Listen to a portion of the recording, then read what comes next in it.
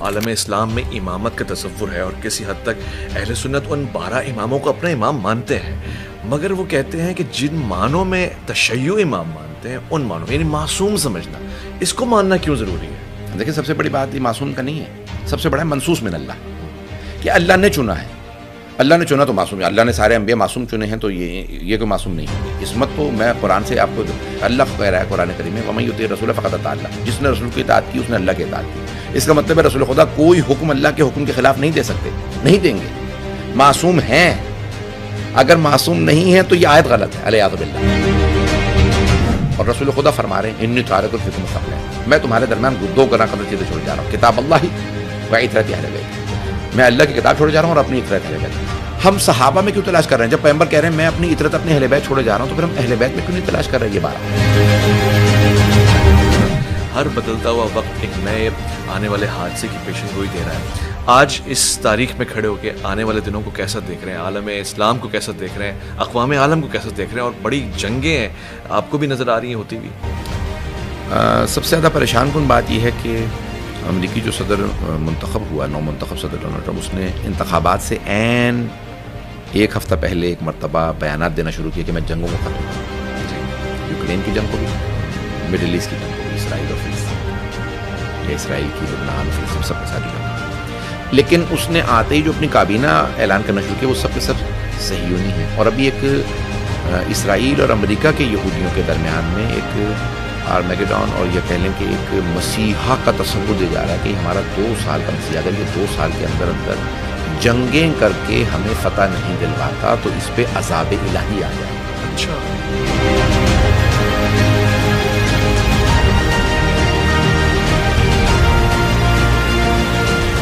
سلامتی ہے ان آنکھوں پہ جو ہدایت پہ نظریں جمائے بیٹھی ہیں، ان کانوں پہ جو ذکر خیر کے منتظر رہتے ہیں، اور ان قدموں پہ جو ہدایت کی راہ پہ گامزن ہیں۔ السلام علیکم ورحمۃ اللہ وبرکاتہ۔ آپ دیکھ رہے ہیں میں اور مولانا ناچیز محمد اویس ربانی اقبال کے ان اشعار کے ساتھ آج ایک ایسی شخصیت کا تعارف کروا رہا ہے اور اس سے تعارف دین حاصل کرنے کی کوشش اور صحیح کر رہا ہے، جس کے لیے علامہ اقبال شاید بہت پہلے ایک الگ انداز سے کہہ چکے ہوں، وہ حرف راز جو مجھ کو سکھا گیا ہے جنوں، خدا مجھے نفس جبرائیل دے تو کہوں، ستارہ کیا میری تقدیر کی خبر دے گا، وہ خود فراغی افلاق میں خوار و زبوں، عجب مزہ ہے مجھے لذت خودی دے کر، وہ چاہتے ہیں میں اپنے آپ میں نہ رہوں، یہ کائنات ابھی نہ تمام ہے شاید کہ آ رہی ہے دمادم صدائے کن فیکوں۔ ایک ایسی عظمت جو علم سے جڑی ہے وہ ایک عالم ہی کو زیب دیتی ہے، خاص طور سے ایک ایسا عالم جو مفکر بھی ہو، مدرس بھی ہو، اور وہ عالم اسلام پہ نگاہ رکھتا ہو، اس کی وسعت اور اس کی قلبی نظر بہت گہرائی اور گہرائی میں جا کر دیکھتی ہو۔ خواتین و حضرات، ہمارے ساتھ ایک ایسی شخصیت ہیں کہ جو عالم اسلام کی مایہ ناز شخصیت ہیں، معروف ہیں، خطیب ہیں اور عالم ابن معلم ہیں، اس کے علاوہ مناظر اسلام بھی ہیں۔ بے شمار مقامات پر ہم نے مسیحی اور دیگر ادیان کے نمائندگان سے ان کی تعریفیں سنی ہیں۔ خطبات کی دنیا میں ایک عجب مقام رکھتے ہیں کہ جس میں لوگ اش اش کرتے ہیں، اور بے شمار خطبہ کو میں نے انہی کی نقل کرتے ہوئے دیکھا اور سنا بھی ہے۔ میں آج اس پروگرام میں خوش آمدید کرنا چاہتا ہوں حجت الاسلام والمسلمین علامہ سید علی رضا رضوی کو۔ السلام علیکم ورحمۃ اللہ۔ وعلیکم السلام ورحمۃ اللہ وبرکاتہ۔ میں آپ کا شکر گزار ہوں کہ آپ نے اپنا قیمتی وقت ہمیں عنایت فرمایا، میں اور مولانا کو، اور آج میں آپ سے اجازت چاہتا ہوں سیدھے، سچے اور انتہائی کھرے صحافتی انداز سے سوال و جواب کرنے کی۔ بسم اللہ۔ سب سے پہلے میری یہ خواہش ہے کہ میں جانوں، ایک ایسا نوجوان جو پڑھا لکھا ہے، انگریزی میں گفتگو کرتا ہے اور دنیا کو 2، 3، 5، 10 سال آگے کی کہانی بتا رہا ہوتا ہے، وہ ایک مولوی کیوں ہے، عالم دین کیوں ہے؟ اس کو میں کسی اور مقام پہ دیکھ سکتا ہوں؟ بسم اللہ الرحمن الرحیم۔ میری زندگی کا سفر، انسان کا ابتدائی مراحل تو سب کے ایسے ہی گزرتے ہیں کہ جہاں پہ اس کے لیے کچھ آئیڈیلز ہوتے ہیں، کچھ رول ماڈل ہوتے ہیں، جہاں پہ اس کے لیے کچھ افراد کہہ لیں اسوہ کی حیثیت رکھتے ہیں۔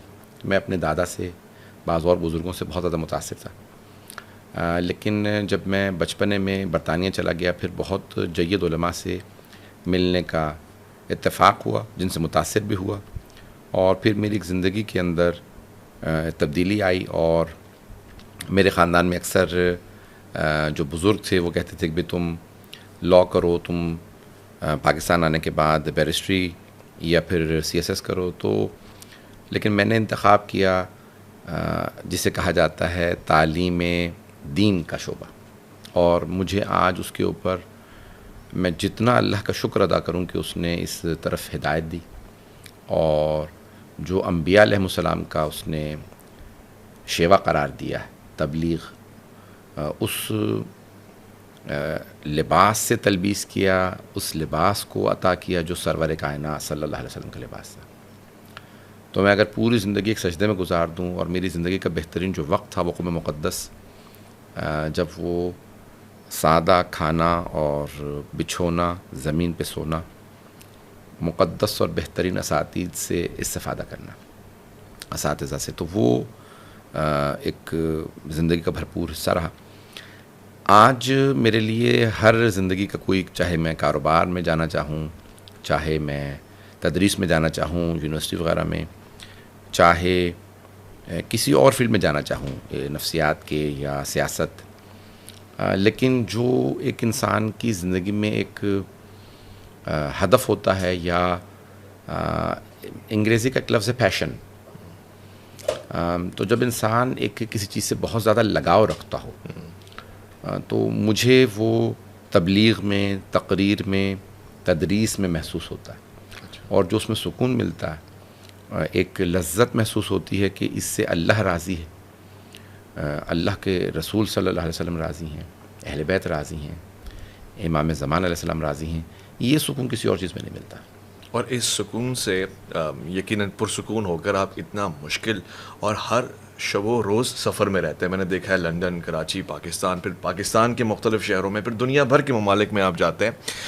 حدیث گوئی تو ایک خاصہ ہے آپ کا، مگر ساتھ ساتھ میں نے یہ بھی دیکھا، اور یہ میرے چونکہ آنکھوں دیکھا واقعہ ہے، آپ لوگوں کو جسے ہم کہتے ہیں پیراسائیکالوجی کے حوالے سے ہاتھوں کو پڑھ کے سنا دیتے ہیں، اور پھر سیاست کے اوپر بھی بڑی گہری نگاہ دیکھتے ہیں. یعنی عالم اسلام میں اور پھر دیگر اقوام میں آپ کی بڑی گہری نگاہ ہوتی ہے. سیاست، ملک میں خم و پیش، اس کے اوپر کیسے آپ نے مہارت حاصل کی ہے؟ گزشتہ 20 برس سے زیادہ میری تحقیق ہو گیا کہ میں نے سیاست، اقتصاد اور دنیا کے حالات پہ بہت زیادہ تحقیق کی ہے.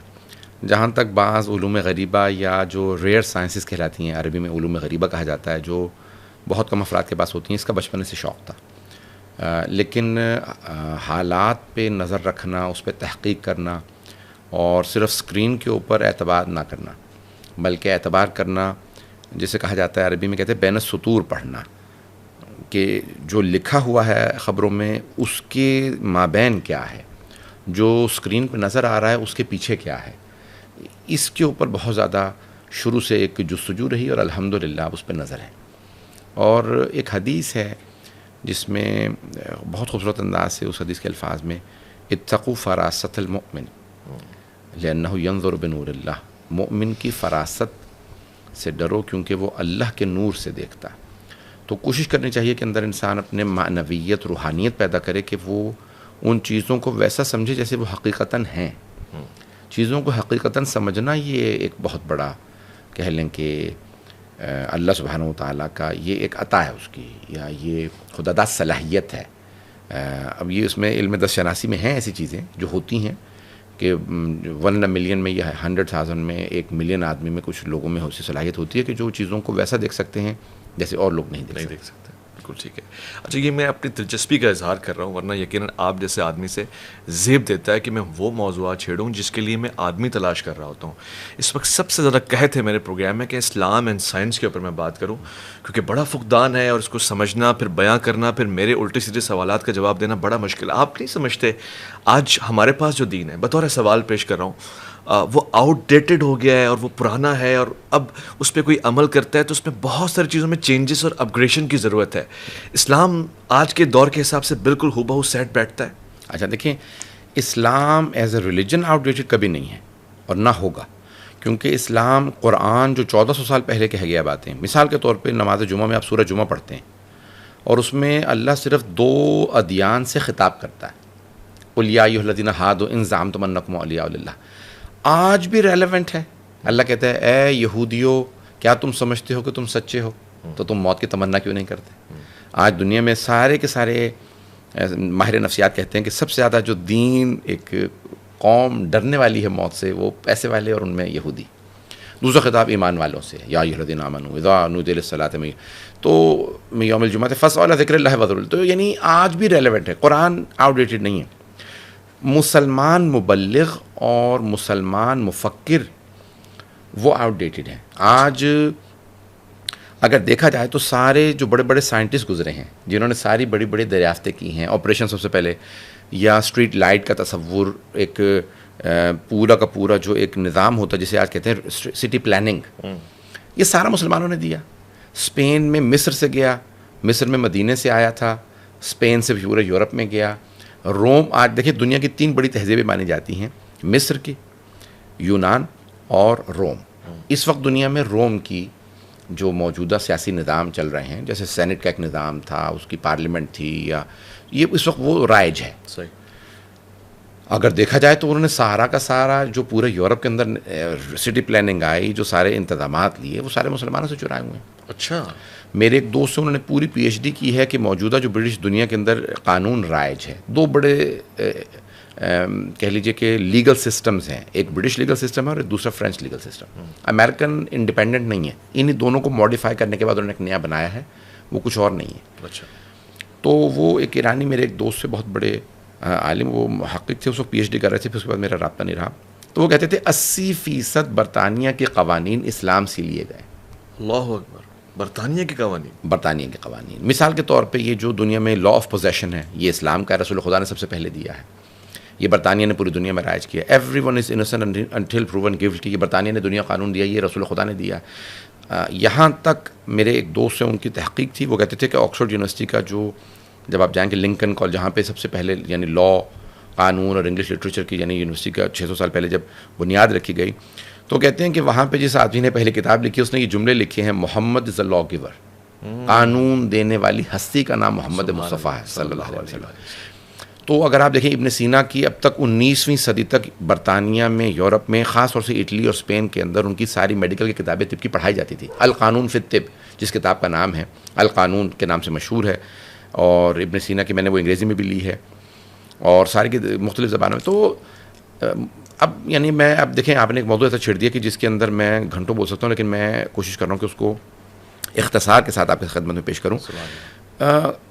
دیکھیں بڑے بڑے سائنسدانوں نے کتابیں لکھی ہیں. ایک یورپین کرسچن نے کتاب لکھی ہے کہ بائبل، قرآن اینڈ سائنس. تو کہتے ہیں کہ بائبل میں یعنی Old Testament, New Testament and Psalms of David, توراہ، زبور، انجیل، تینوں کو ملا کے بائبل کہا جاتا ہے. صحیح. ہمارے ہاں عام طور سے بائبل کو سمجھتے ہیں انجیل، جی. جبکہ تینوں کا مرکب ہے. اور بائبل کو رکھیں یعنی توراہ، زبور، انجیل کو، قرآن کو رکھیں اور سائنس کو. تو قرآن نے سائنس کی باتیں کی ہیں، دیگر کتابوں میں نہیں. اچھا. وہ تحریف شدہ ہے، اس کے اندر کوئی نہیں ہے. یعنی مثال کے زوجین اثنین، یہ جو قرآن کریم کے اندر جگہ جگہ پہ آیا کہ ہم نے ہر چیز کو 2 جفت بنایا ہے، پیئرز میں بنایا. یہاں تک کہ وہ ثابت کرتے کہتے ہیں کہ حتیٰ پودوں میں بھی نر اور مادہ کا ہوتا ہے، جس کی وجہ سے پھر یہ پودا جب تک وہ بیج ویسے نہیں ملتا تب تک وہ پروان نہیں چڑھتا. اور نیوٹرون اور پروٹون ہوتے ہیں، ہر چیز میں آپ کو وہ ملے گا جو اللہ سبحانہ و تعالیٰ نے قرآن میں تصور دیا. ایسے دسیوں، جو ایک میڈیکل پوری تحقیق ہوتی ہے، اس کے بعد پھر وہ ایک جملہ بنتا ہے، اسے کہتے ہیں میڈیکل اسٹیٹمنٹ. تو کئی مقامات پہ میرے ایک دوست سے انہوں نے پوری کتاب مجھے دکھائی، کہا کہ یہ بہت سے محققین نے مل کے کتاب لکھی ہے جس میں انہوں نے کہا قرآن کریم میں بہت سے میڈیکل اسٹیٹمنٹس پائے جاتے ہیں. اچھا. صرف ایک مثال دوں گا. جیسے اللہ سبحانہ تعالیٰ کہتا ہے کہ جیسے ایک حضرت زید کے متعلق ہے کہ رسول خدا، یا آپ باپ نہ کہیں رسول خدا کیونکہ آپ ان کے بیٹے نہیں ہیں، آپ لپالک ہیں.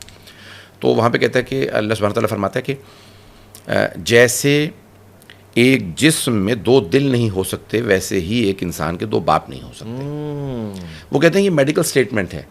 کتنے ہی بچے ڈی فارم پیدا ہوتے ہیں، ایک آنکھ کے ساتھ ہیں، 3 گردے ہیں، ایک گردہ ہے، بہت سے اس کے اندر ڈیفارمیشنز ہوتی ہیں. تو کہتے ہیں کہ ایک ٹانگ کے ساتھ پیدا ہوا بچہ جو ہے وہ اس کے اندر بہت سے نقائص ہو سکتے ہیں جو بچہ دنیا میں آتا ہے. لیکن آج تک سائنس نے ریکارڈ نہیں کیا کہ کوئی بچہ 2 دلوں کے ساتھ پیدا ہوا. اللہ اکبر. آج تک ثابت نہیں ہوا. تو کہتے ہیں کہ قرآن نے میڈیکل اسٹیٹمنٹ دیا. ایسے تو قرآن اور ریلیجن آؤٹ ڈیٹڈ نہیں ہے.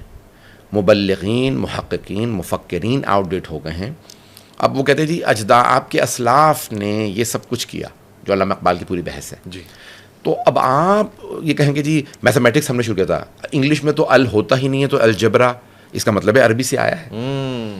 تو ہم نے دریافت کیا، ہم نے یہ سب بنایا. آپ نے دیکھے موضوع سے میں نے کہا کہ چھیڑ دیا نا کہ میں اس میں اختصار بھی نہیں کر پا رہا ہوں. تو یہ تمام چیزیں ہمارے اجداد نے کی، لیکن آج نوجوان یہ سوال کرتے ہیں کہ اس وقت سائنس میں، ٹیکنالوجی میں مغربی دنیا آگے ہے، مسلمانوں کو کیا کردار ہے؟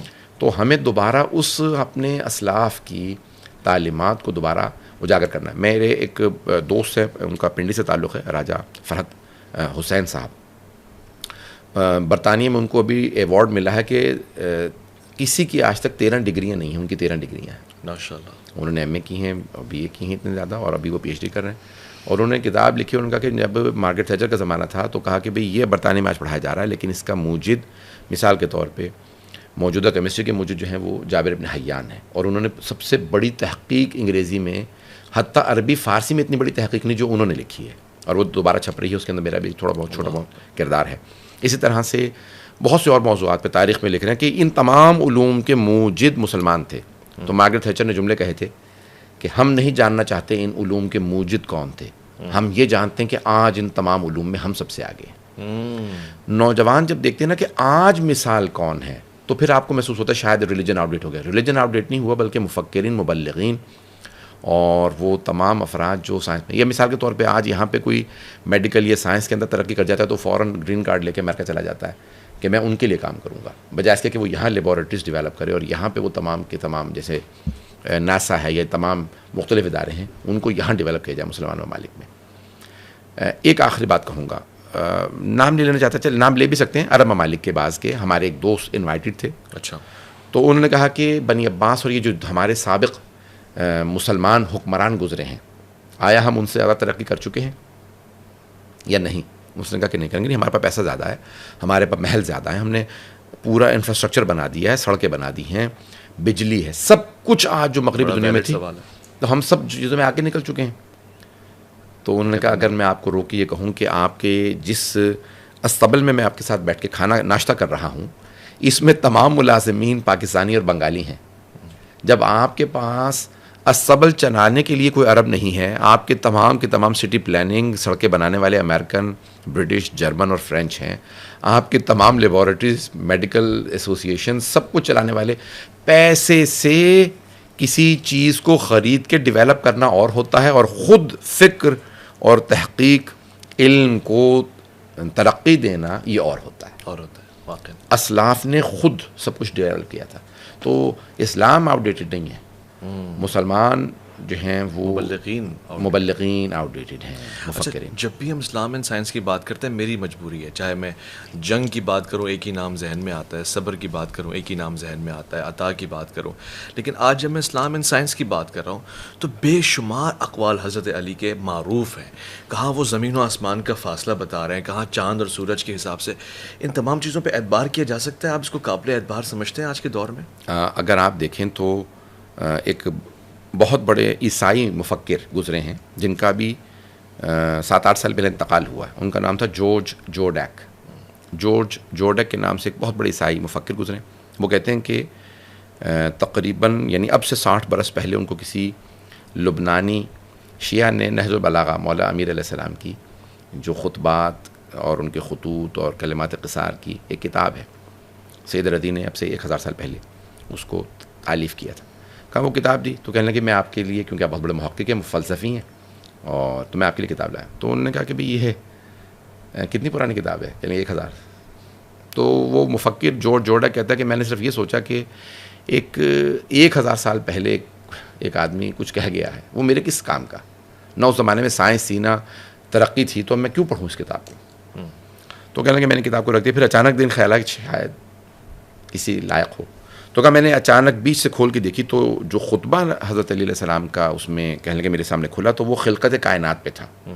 تو اس میں لکھا تھا کہ اللہ نے ہر چیز کو پانی سے بنایا ہے، اور اس میں مولا نے بہت زیادہ تفصیلات بتائی ہیں. تو کہنے لگے میں نے وہیں پہ بند کیا، کہا کہ جب سائنس ہی نہیں تھی تو یہ کوئی اللہ کے پاس سے ہو کے آیا ہوا آدمی، اسے کیسے معلوم ہے؟ تو کہا میں نے کتاب رکھ دی. تو کہنے لگے نیا ایک امریکہ کا چینل شروع ہوا تھا، نیشنل جیوگرافیکل چینل، جو آج کل بہت مشہور ہے. تو کہ اس زمانے میں سائنس دان بڑے بڑے قابل اس میں آ کے بیٹھتے تھے اور وہ سب بتاتے تھے کیسے شروع ہوا، کیا ہوا، ان جانوروں میں یہ خصلتیں ہیں، یہ ہے وہ ہے، مختلف تھیریز کو ڈسکس. تو کہنے لگے اسی میں ایک سائنسدان نے کہا کہ ہم یہ آج جان گئے ہیں سائنسدان کہ ساری چیزیں پانی سے شروع ہوئی تھیں. تو کہنے لگے میں نے وہ حضرت علی کے خطبے میں پڑھا تھا، مجھے دوبارہ جا کے پڑھنا پڑا جب دوبارہ پڑھا تو پھر مجھے ساری سائنس کے مطابق حضرت علی نے جو پوری خلقت کائنات کے متعلق خطبے دیے ہیں، پڑھنے کے بعد یہ لگا کہ یا علی نے ہی کائنات بنائی ہے، یہ ساری کائنات بنتے ہوئے دیکھی ہے. اللہ اکبر. تو یہ جو باریکیاں حضرت علیہ السلام نے بتائی ہیں کہ کیسے، کیا اللہ سبحانہ تعالیٰ نے سب سے پہلے کیا خلق کیا، کیسے کیا، کیوں، یہ باریکیاں آپ کو کہیں نہیں ملیں گی. میں اس میں صرف ایک بات ایڈ کرنا چاہوں گا. ہمارے اس دور میں تو انتقال کر گئے ہیں، برطانیہ کے بہت بڑے سائنسدان تھے اسٹیفن ہاکنس، جی، کیمبرج یونیورسٹی میں، جہاں پہ نیوٹن جس چیئر کا، یعنی جو یونیورسٹی کی اس چیئر کا مالک تھا یا اس کو باپ مانا جاتا تھا، جس نے جو انرجی کی تھیوری دی تھی سب سے پہلے، گریوٹی، اور تو وہیں پہ اسٹیفن ہاکنس تھا. اور اس نے اسٹیفن ہاکنس نے جو میں نے اس کی پوری ڈاکومنٹری دیکھی، اس کی بہت زیادہ کتابیں ہیں، بہت زیادہ، اس کی ایک تھیوری نہیں، آئنسٹائن کی صرف ایک تھیوری تھی، اس کی کئی بلیک ہولز اور اس کی بہت زیادہ تھیوریز ہیں کہ یہ پوری ایکسٹریکشن اور یہ پوری دنیا کائنات کے متعلق اس نے بہت کچھ. تو اس نے کہا تھا ایک بریف ہسٹری آف ٹائم، اس نے بہت سمپلیفائی کر کے کتاب لکھی ہے. آئنسٹائن کی بھی صرف ایک تھیوری تھی، اور آئنسٹائن کی تھیوری تھی تھیوری آف ریلیٹیوٹی، کہ E=mc². یہ اس کی پوری تھیوری کا نچوڑ ہے، یعنی اس کا فارمولا اس نے دیا ہے کہ اگر انسان اسپیڈ آف لائٹ سے ٹریول کرے تو انسان خلا کے اور پھر ٹریول تھرو ٹائم، اور یہ بڑی اس کی لمبی چوڑی بحثیں ہیں. تو اس نے اس زمانے میں انسان اسپیس میں نہیں گیا تھا، تو اس نے سب بڑے بڑے ادیان کو لکھا. وہ یہودی تھا، جرمن تھا، اس نے یہودی مذہب کے تمام بڑے بڑے علماء کو کتابیں، خط لکھے کہ آیا انسان اسپیس میں جا سکتا ہے. عیسائیوں کو لکھا، پھر اس نے جامعۃ الازہر میں مسلمانوں کو لکھا، ہندوؤں کو لکھا، ہندو مذہب کے باقاعدہ بڑے بڑے سادھوؤں کو، سنت کو لکھا، آچاریہ کو لکھا. کسی سے جواب نہیں ملا.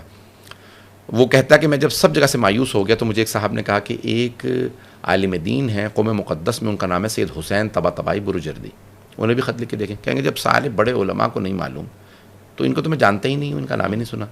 تو یہ 1950s کی بات ہے، آئنسٹائن جو امریکہ جا چکا تھا. تو کہا کہ نہیں، خط لکھ کے دیکھیں.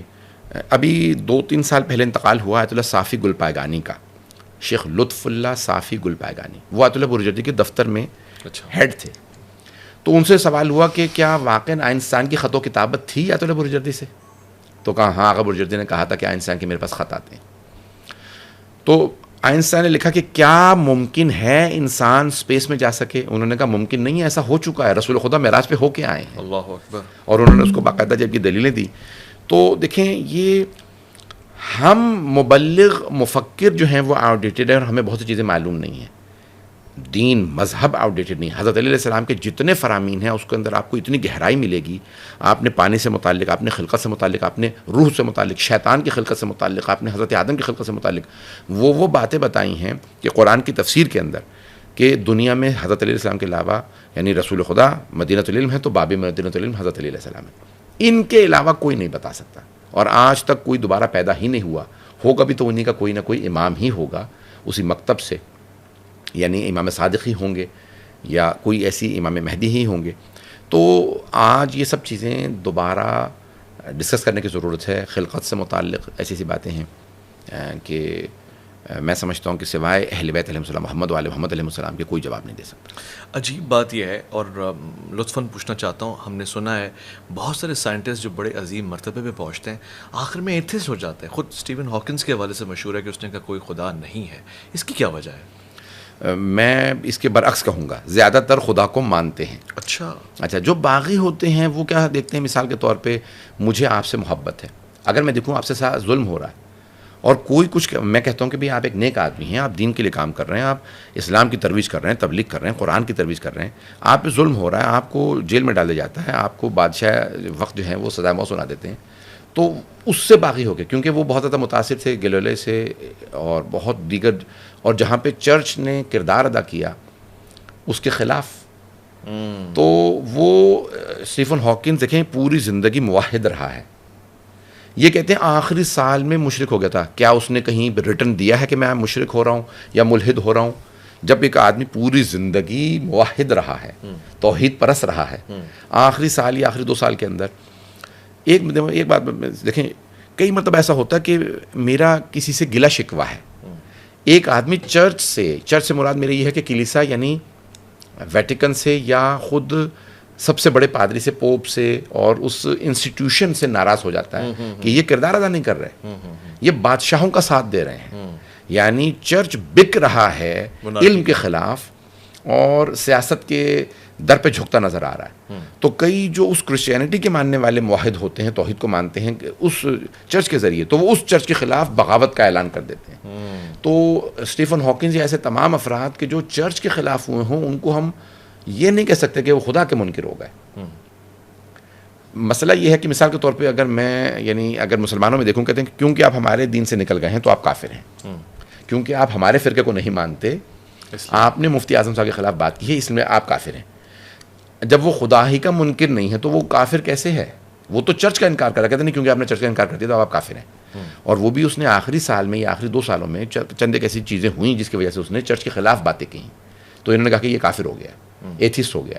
اس نے پوری زندگی, میں بتاؤں, میں نے اس کی کتاب خود پڑھی ہے جہاں پہ وہ کہتا ہے بریف ہسٹری آف ٹائم کے اندر کہ جب تمام افراد یہ کہتے ہیں نا کہ سائنسدان بہت سے کہتے ہیں کہ بھی everything begin from nothing, لا شے سے تمام اشیاء بنائی ہیں. دیکھیں مثال کے طور پہ میرے سامنے لکڑی ہوگی, میرے سامنے کیلیں ہوں گی, ہتھوڑی ہوگی, میں جوڑوں گا اور ایک مرتبہ وہاں سے میز بنا دوں گا.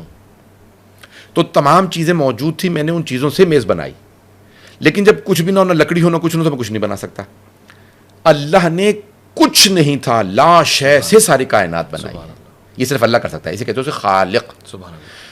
اسٹیفن ہاکنز نے اپنی کتاب میں لکھا ہے کہ یہ لوگ کہتے ہیں کہ ہر چیز everything started from nothing, ہر چیز لا شے سے شروع ہوئی ہے. وہ کہتے ہیں کہ آپ اس کو میٹر کہہ سکتے ہیں, حادثہ کہہ سکتے ہیں, the great accident, the great big bang کہہ سکتے ہیں, لیکن میں کہتا ہوں اس سب کو شروع کرنے والا خدا تھا. اللہ, یہ اس نے لکھا ہے. تو اب یہ کہنا کہ سب یہ ایسا نہیں ہے, یہ سب زیادہ تر جو ہے موحد گزرے ہیں. آئنسٹائن سب سے بڑا سائنس گزرا ہے, نیوٹن گزرا ہے, یہ جتنے بھی بڑے بڑے سائنٹسٹ گزرے ہیں ان میں سے زیادہ تر موحد گزرے ہیں.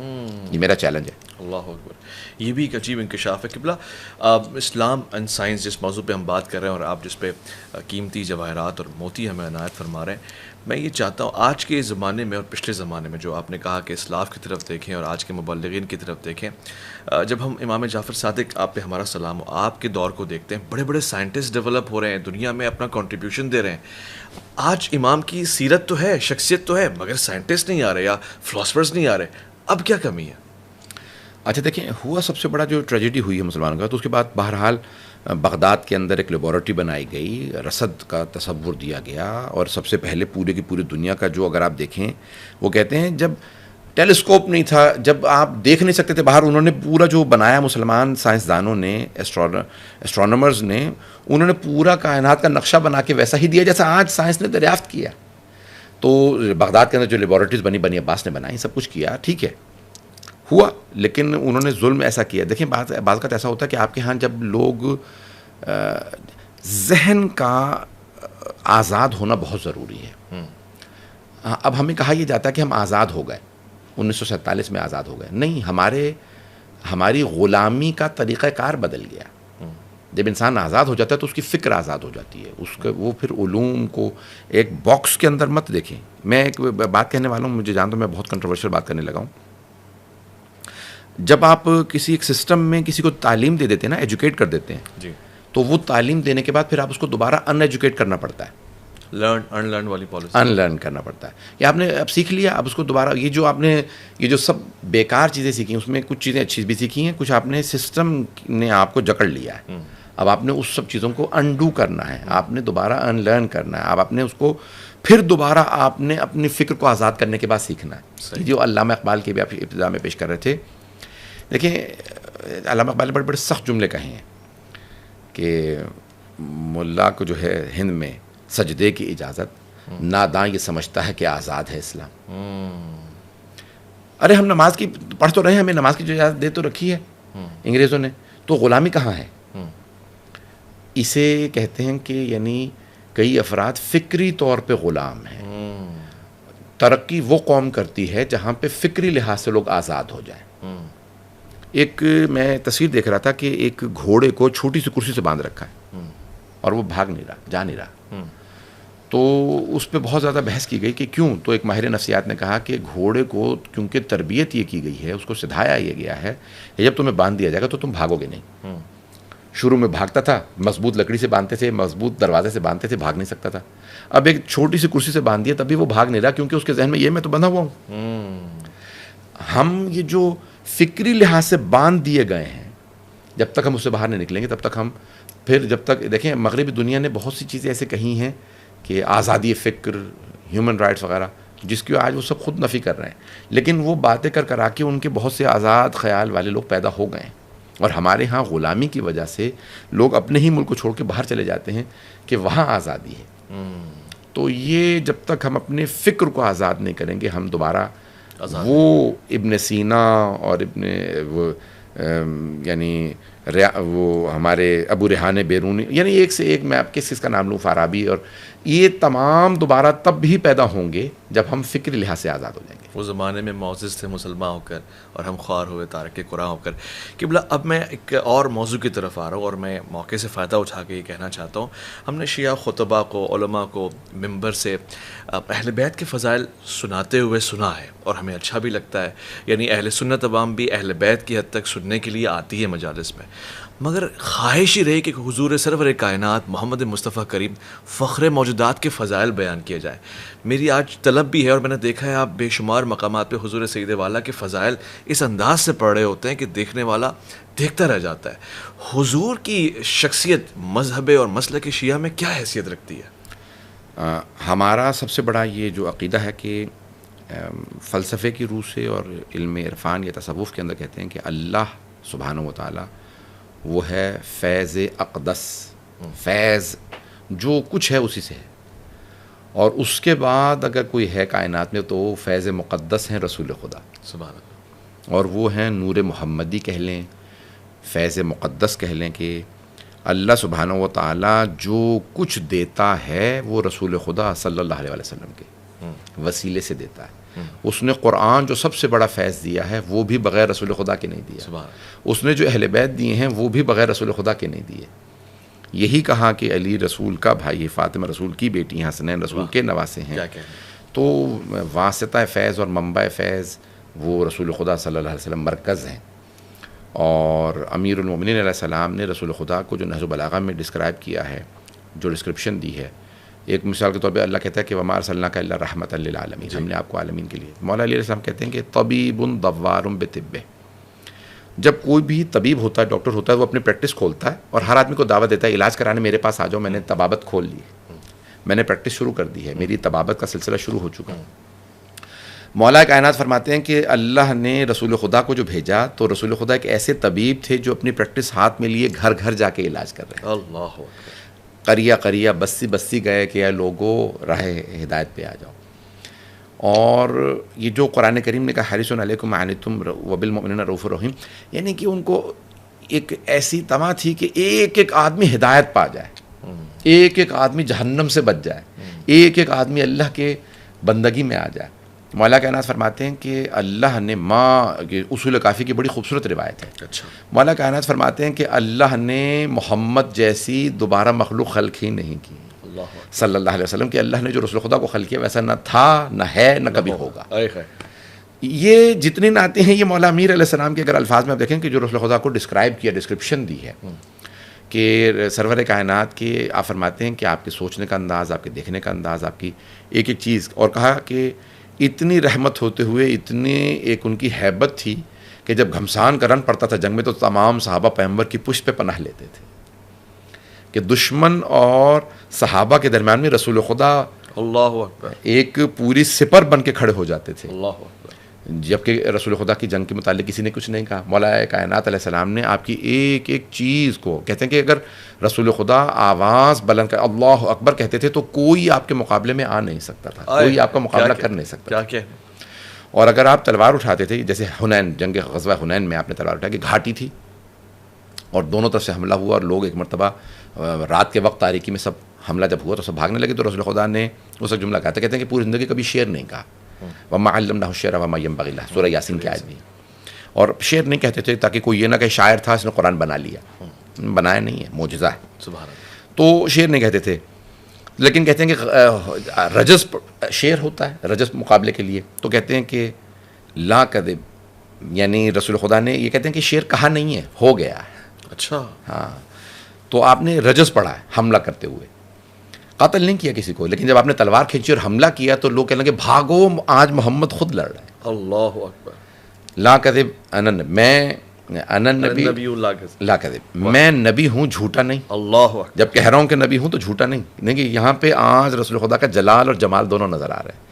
انا ابن عبد المطلب، اللہ اور میں عبد المطلب کا بیٹا ہوں. اللہ اپنے دادا کی طرف نسبت دی. تو کہ مولا کائنات کہتے ہیں کہ اگر حنین میں کوئی رسول خدا کو دیکھ لیتا تو کہتا کہ شجاعت اتری ہے تو محمد مصطفیٰ پہ. اللہ اکبر. تو میں یہ کہوں گا کہ میں نے پورا اشربی رسول خدا کے صرف فضائل پہ پڑھا ہے، انہیں کے مسائل پہ پڑھا ہے. ایسی بے انتہا مجالس پڑھی ہیں، اور میری ایک آرزو ہے. پاکستان دنیا کا وہ واحد ملک ہے شاید جس میں رسول خود سیرت النبی پہ ایوارڈ ملتا ہے. جی. ہر سال یا ہر 2 سال بعد ایوارڈ ملتا ہے کہ کسی نے سب سے اچھی سیرت لکھی ہے. تو میری ایک خواہش ہے کہ کوئی نہج البلاغہ سے سیرت النبی لکھے. اللہ اکبر. یعنی حضرت علی کے کلام آپ سے، کے اقوال سے اور کلام سے. واہ واہ. کہ اقوال حضرت علی میں رسول خدا کیا ہیں، پھر دنیا کو پتہ چلے گا کہ رسول خدا کیا ہیں. کہ صرف اور صرف جو ہے وہ حضرت علیہ السلام نے کیا ڈسکرائب کیا ہے رسول خدا کی عظمت کو. تو میں سمجھتا ہوں کہ اگر دیکھیں نا کہ محبتوں کا مرکز، یعنی کہا جاتا ہے نا کہ علامہ اقبال نے جب کہا کہ وان دیگر مولائے احرار جہان، حضرت امام حسین سے متعلق کہتے ہیں، اور جناب مریم اور جناب سیدہ کا جو تقابل کیا ہے تو اس میں کہتے ہیں نا کہ مریم از یک نسبت ہے عیسیٰ عزیز، اس سے نسبت حضرت زہرا عزیز. علامہ اقبال نے کہا کہ اپنی ان کی ایک اسرار خودی، فارسی کی جو کلام ہے، اور ایک ہے رموز بے خودی. رموز بے خودی. جی. تو رموز بے خودی میں یہ نظم حضرت سیدہ پہ علامہ اقبال نے تحریر فرمائی، اور اس میں فرماتے ہیں کہ یہ جو علامہ اقبال آپ جانتے ہیں نا کہ پورا ان کا خودی اور عشق، جی، فلسفہ یہی ہے ان کا پورا عشق پہ ہے کہ نہیں، وہ عشق حقیقی. اور وہ تو اس میں کہتے ہیں کہ یہ جو جس قافلے میں مریم چل رہی ہیں عشق کے قافلے میں، اس قافلے کی سالار فاطمہ زہرا، مادر آ قافلہ سالار عشق، مادر آ مرکز پر کار عشق. واہ واہ. تو اب دیکھیں ساری جو محبتیں حسنین، اور حسنین کی محبتیں سیدہ، اور سیدہ کی محبتوں کا مرکز رسول اللہ. اللہ اکبر. کہ آپ نے خود فرمایا کہ مجھے اپنی جان، مال اور اپنے بیٹوں سے بھی زیادہ اپنے بابا محبوب ہیں. اللہ اکبر. کس سے کہہ رہی ہیں؟ جناب فضہ سے کہہ رہی ہیں. بیٹوں سے بھی زیادہ. جان مال. واہ. تو کہا کہ خبردار میرے بابا کی کسی حدیث کو ضائع نہ ہونے دینا. حضرت فضہ سے کہتی ہیں خبردار جب میں لکھ کے رکھتی ہوں تو اس کو ضائع نہ ہونے دینا، مجھے تلاش کر کے دو. اسماء فضہ میرے بابا کی حدیث کا. تو محبتوں کا، اہل بیت کی محبتوں کا جو مرکز ہیں وہ سرور کائنات ہیں، وہ رسول اکرم ہے صلی اللہ علیہ وسلم کے، جن کی اور پھر جتنی محبت انہوں نے دی. دیکھیں میں ایک جملہ کہنا چاہتا ہوں اور میرے تمام سامعین سے میں کہوں گا، رسول خدا فرماتے ہیں صلی اللہ علیہ وسلم کہ محبت اظہار کرنے سے بڑھتی ہے. صحیح. بے شک. اذا احببت رجلا فاخبره، اگر تم کسی سے محبت کرتے ہو اس کو بتاؤ میں آپ سے محبت کرتا ہوں، تو محبت بڑھے گی. اور آپ فرماتے ہیں کہ اپنے بچوں کو بار بار بتاؤ مجھے تم سے محبت ہے، اپنے بچوں کو، اپنی اہلیہ زوجہ کو. اور صرف کہا نہیں، کر کے دکھایا. پروردگارہ مجھے حسن سے محبت ہے، پروردگارہ مجھے حسین، اللہم انی احب حسین، اللہم انی احبہما، پروردگارہ مجھے ان دونوں سے، حسن و حسین سے محبت ہے. پروردگارہ مجھے فاطمہ سے اپنی بیٹی سے بہت محبت، پروردگارہ مجھے علی سے بہت محبت. یعنی آپ بار بار اس کا اظہار کرتے تھے. اور اتنا زیادہ جب رسول خدا اتنا اظہار کرتے ہیں تو سوچیں اہل بیت کتنا اظہار کرتے ہیں. اللہ اکبر. واقعی کہ حضرت علی بار کہتے ہیں کہ میری محبتوں، میری آنکھوں کی ٹھنڈک، اور یہ جو اتنا زیادہ جو محبتوں کا اظہار رسول خدا کے متعلق اہل بیت نے کیا ہے، تو کہتے ہیں کہ اللہ نے جب زندہ کیا دین کو، وحی کو، شریعت کو، تو محمد اور اہل بیت محمد علیہ السلام سے کی. سبحان اللہ. حضور ایک سوال بنتا ہے اور میں بطور صحافی پوچھ رہا ہوں، جب حضور سرور والا کی شخصیت اتنی منفرد ہے اور نور اول اور نور مصدر آپ ہیں، تو آپ، اور ایک مسلک کی میں حوالے سے بات کر رہا ہوں، معروف یہ ہے کہ شیعان علی کہلاتے ہیں، شیعان محمد کیوں نہیں کہلاتے؟ یہ بھی رسول خدا نے لقب دیا ہے. اچھا. ہاں، کہ قرآن کریم کی آیت ہے کہ اولئک هم الفائزون، بے شک وہی لوگ کامیاب ہونے والے ہیں. فوز اور عربی کے اندر جو ہے وہ 2 لفظ آئے ہیں کامیابی کے لیے. ان میں سے ایک لفظ ہے فوز. بار آپ اس کے تفصیل میں نہیں جاؤں گا کہ یہ ایک الگ عنوان ہے. جیسے عربی میں فقط فاز فوزا عظیم. ہاں، فاز فوزا عظیم ہے، جیسے مثال کے طور پہ کہ اگر میں حسین آپ کے ساتھ ہوتے تم کامیاب ہو جاتے. اور فلاح پا جاتے، کامیابی، فوز کامیابی. فلاح کسان کو کہا جاتا ہے کیونکہ وہ کھیت، یعنی وہ جو کاٹتا ہے، وہ اوپر سے جو فصل کاٹتا ہے وہ اوپر سے کاٹتا ہے. جو ظاہری کامیابی پائے وہ فلاح ہے، جو گہری کامیابی پائے وہ فوز. کیا کہنا. واہ. تو اب یہ قرآن کریں گے اولئک هم، یہ جو جنت میں جانے والے ہیں وہی تو کامیاب ہیں. رسول خدا صلی اللہ علیہ وسلم فرمایا علی و شیعتہ ہم الفائزون. اچھا یہ علی حدیث ہے, علی اور ان کے شیعہ ہی کامیاب ہیں, فوز پانے والے ہیں. اور مولا علی کے آخری فرمان یہی ہے, جیسے ضربت لگی تو آپ نے فرمایا فز تو ورب الکعبہ یا برب الکعبہ, رب کعبہ کی قسم علی کامیاب ہو گئے. آپ نے نہیں کہا میں فلاح پا گیا, نہیں, کامیاب. بڑی گہرائی, اس گہرائی کے اندر آپ نے. تو اب رسول خدا نے کیونکہ فرمایا ہے کہ علی اور ان کے شیعہ ہی کامیاب. پیر دیکھیں اب ہم رسول خدا صلی اللہ علیہ وسلم کے بعد ہی تقسیم ہوتی ہے کہ آپ نے رسول خدا کی سیرت کو, ان کے فقہ کو, ان کی تفسیر کو, ان کی حدیث کو کس سے لینا ہے. صحیح. تو ہم نے فیصلہ کیا کہ ہم نے حضرت علی علیہ السلام اور ان کے اہل بیت سے لینا ہے. تو اب کیا لینا ہے, وہی تعلیمات رسول خدا کو لینا ہے. رسول خدا نے جو نماز بتائی ہے, رسول خدا نے جو وضو بتایا ہے, جو غسل بتایا ہے, جو طریقہ بتایا ہے, جو ہر چیز ہم نے رسول خدا کی کن سے لینی ہے, حضرت علیہ السلام سے. تو اس لیے ہم کہتے ہیں کہ ہم پیروکار کس کے ہیں, حضرت علیہ السلام کے, کہ ہمیں حضرت علی رسول. صوفیہ بھی یہی کہتے ہیں, سوائے نقشبندی کے تمام سلسلہ ہے طرق, تمام صوفیوں کے, اہل سنت کے جتنے بھی سلسلے ہیں, 70 سے زیادہ سلسلے ہیں. سلسلہ کہا جاتا ہے اس کو, یا کہہ لیں کہ آپ طریقت. تو جو یعنی سلسلہ ہوتا ہے کہ وہ یہ میرے پیر صاحب یہ ہیں یا شیخ ہیں, شیخ طریقت, اور یہ کرتے کرتے رسول خدا تک کہاں سے جائیں گے. تو تمام کے تمام شیعہ تو نہیں ہیں, جتنے بھی ہیں یہ سب اہل سنت کے ہیں, تصوف کے تو شیعہ نہیں نا. تو جتنے بھی سلسلہ ہیں یہ طریقت کے سلسلے ہیں, یہ سب کے سب رسول خدا تک پہنچتے ہیں حضرت علی علیہ السلام سے, سوائے نقشبندی کے. بس ایک کے علاوہ 70 سے زیادہ سلسلے ہیں, سب کے سب حضرت علی علیہ السلام کے ذریعے. تو صرف شیعہ نہیں ہے, تمام صوفیہ, تمام کے تمام جو اہل معرفت ہیں وہ حضرت علی علیہ السلام ہی کے ذریعے رسول خدا تک پہنچتے ہیں. ایک ہلکا حساس مگر باریک سے سوال ہے. ہم آج کی حکومتوں کو دیکھتے ہیں, ہمیں معلوم ہے کہ قائد اعظم پہلے گورنر جنرل تھے پاکستان کے, اور اس کے بعد چاہے جو بھی آیا مگر ترتیب میں وہی ہے کہ بھئی یہ وزیر اعظم تھے, یہ جنرل تھے, اور اسی کو ایک پاکستانی تسلیم کرے گا, بورڈ پہ بھی یہی لکھا ہوگا. ہم اگر عالم اسلام کی ہسٹری دیکھیں, جو جس منصب پہ فائز ہوتا آیا ہے, ہم اس کو اس منصب پہ فائز مان کیوں نہیں لیتے؟ یعنی میں بنو امیہ کے حوالے سے بات کرتا ہوں, بنو عباس کے حوالے سے, ہم یہ کیوں نہیں کہتے کہ بھئی یہ خلیفہ تھے اسلام کے اور بہرحال خلافت پہ فائز تھے؟ ہم اس کے علاوہ کی رائے رکھتے ہیں, اس کا موقف کیا ہوتا؟ سب سے بڑی بات یہ ہے جو بنیادی, دیکھیں میں آپ کو ایک تاریخ میں لے کے جانا چاہتا ہوں. حضرت عیسیٰ کے بعد جو پہلا پوپ ہے, پھر پوپ سے ہی ٹوٹ کے فرقے بنے نا, یعنی جو بنیادی تھے وہ پوپ تھا کیتھولکس, ٹھیک ہے, جن کو کیتھولسزم کہا جاتا ہے, وہ تھا پوپ جان دا فرسٹ.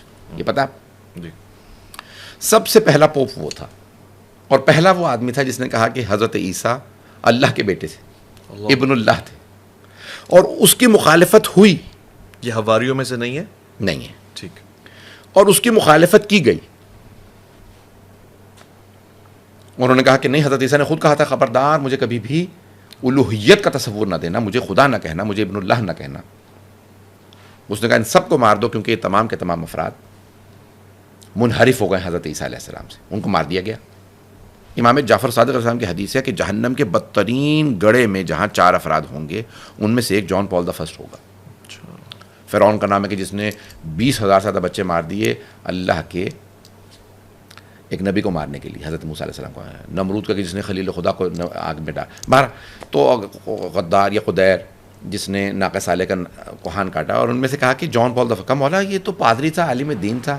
کہا اس ایک آدمی نے آج ساری عیسائیت کو منحرف کر دیا. سارے عیسائی منحرف ہیں, وہ حضرت عیسیٰ کو کہتے ہیں ابن اللہ, سن آف گاڈ, اللہ کا بیٹا. یہ کون تھا؟ آج سارے عیسائی اس کو مانتے ہیں. 2.5 ارب دنیا میں عیسائی ہیں, 2.4 بلین. اور اسلام کہتے ہیں کہ یہ منحرف ہی اس لیے ہوئے کیونکہ ان کا پہلا آدمی جو ہے وہ منحرف, اس نے انحراف پیدا کر دیا. عیسائی مذہب, یہودی مذہب دیکھ لیجئے, ہندو مذہب دیکھ لیجئے. وہ کہتے ہیں کہ اوپر والا آج عیسائی ہندو مذہب کے اندر کسی جگہ یہ نہیں لکھا کہ 4000 خدا ہیں, 400 خدا ہیں, نہیں لکھا. وہ سب کے سب کہتے ہیں ایشور تو ایک ہے, سپریم گاڈ وہ جو ایک ہے, وہ جو اللہ پرماتما کہتے ہیں, پرماتما وہ ایک ہے, اوپر والا ایک ہے. لیکن وہ خدا آپ کو ماں میں نظر آ جائے, باپ میں نظر آ جائے, شوہر میں نظر آ جائے, گائے میں نظر آ جائے, سانپ میں نظر آ جائے, آگ میں نظر آ جائے, وہ تمام کے تمام آپ کو وہ مظہر ہیں اس کا. تباہ ہو گئے توحید. یاد رکھیے گا کہ ہم یہ انکار نہیں کرتے کہ یہ حکمران بنے, یہ خلیفہ اول بنے، یہ خلیفہ دوم بنے، یہ خلیفہ سوم بنے، یہ خلیفہ چہارم بنے، اس کے بعد یہ بنو امیہ آئے، بنو عباس آئے، مروانی آئے، زبیری آئے. یہ ہم اس کا انکار نہیں کرتے. ہم کہتے ہیں آیا رسول خدا صلی اللہ علیہ وسلم کی شیعہ سنی دونوں کتابوں میں حدیث ہے کہ میرے بعد تم میں وہ تمام کی تمام چیزیں آئیں گی جو بنی اسرائیل میں آئیں، چاہے وہ اگر زمین کے سوراخ میں بھی گھسے تھے، اگر یعنی ایک ایک چیز تم وہ کرو گے جو انہوں نے گزشتہ امتوں میں آئی ہیں. انحرافات آئے. اور کیا ہوا؟ رسول خدا صلی اللہ علیہ وسلم نے صحیح مسلم کے اندر الفاظ موجود ہیں کہ آپ نے فرمایا کہ ان تارک فیکم الثقلین، میں تمہیں 2 گراں قدر چیزیں چھوڑے جا رہا ہوں، کتاب حث علی کتاب اللہ، کتاب اللہ میں، اور پھر بہت زیادہ ترغیب دلایا کہ اللہ کی کتاب، اللہ کی کتاب. پھر اس کے بعد کہا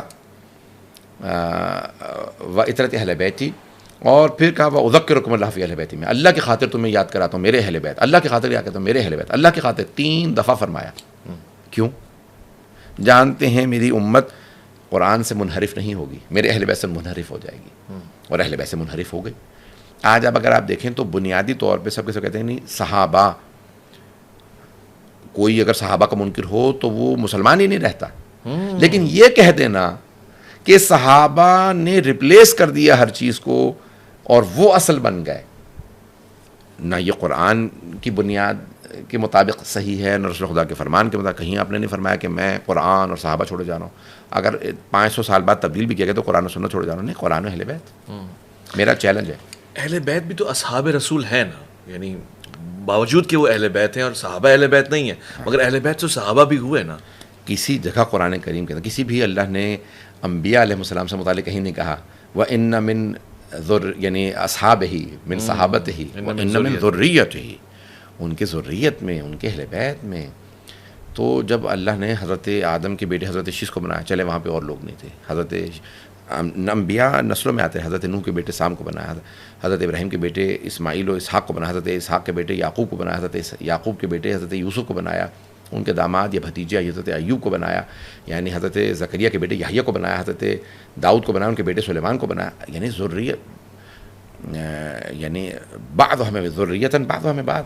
یہ جو قرآن سورہ آل عمران کی آیت ہے کہ اللہ سبحانہ تعالیٰ کہتا ہے کہ اس نے چن لیا. بڑے خوبصورت انداز میں اللہ سبحانہ تعالیٰ یہ ارشاد فرما رہا ہے کہ ان اللہ اصطفیٰ آدم ونوحا وآل ابراہیم وآل عمران علی العالمین ذریۃ بعضھا من بعض. ذریتوں کی بات کر رہا ہے اللہ قرآن کریم میں واضح الفاظ میں. کسی جگہ پہ حواریوں اور صحابہ کی بات نہیں ہے. محترم ہے ایمان کی وجہ سے. اگر آپ یہ کہہ دیں کہ نہیں انہوں نے ریپلیس کر دیا اہل بیت کو، ہمارا اس پہ اختلاف ہے. اچھا، ہمارا ایمان پہ اور وہ حواری پہ، صحابی پہ، اصحاب، ہم یہ آپ پورا کا پورا واقعہ کربلا جو پڑھتے ہیں، محرم پڑھتے ہیں، اس میں اہل بیت علیہ السلام کے ساتھ ساتھ پورا کا پورا انصار اصحاب کا پورا پڑھتے ہیں. امام حسین تک کے ہم انصار کو مان رہے تو رسول خدا صلی اللہ علیہ وسلم کے اصحاب کو کیوں نہیں مانیں گے؟ لیکن ریپلیس کر دیں گے وہ اہل بیت علیہ السلام کو، یہ ممکن نہیں ہے. یہ ممکن نہیں ہے.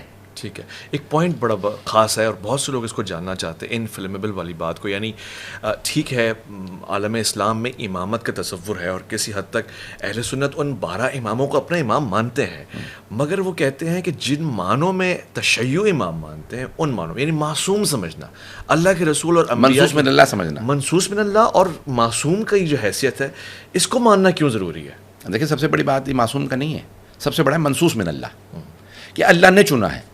اللہ نے چنا تو معصوم ہے. اللہ نے سارے انبیاء معصوم چنے ہیں تو یہ کوئی معصوم نہیں ہوں گے. عصمت تو میں قرآن سے آپ کو رسول خدا صلی اللہ علیہ وسلم فرما رہے ہیں وَمَن يُطِعِ، اللہ کو کہہ رہا ہے قرآن کریم میں وَمَن يُطِعِ الرَّسُولَ فَقَدْ أَطَاعَ اللَّهَ، جس نے رسول کی اطاعت کی اس نے اللہ کی اطاعت کی. اس کا مطلب ہے رسول خدا کوئی حکم اللہ کے حکم کے خلاف نہیں دے سکتے، نہیں دیں گے. معصوم ہیں. اگر معصوم نہیں ہیں تو یہ آیت غلط ہے علیہ باللہ. اللہ وَمَن يُطِعِ الرَّسُولَ فَقَدْ أَطَاعَ اللَّهَ، جس نے رسول کی اطاعت کی اس نے اللہ کی اطاعت کی.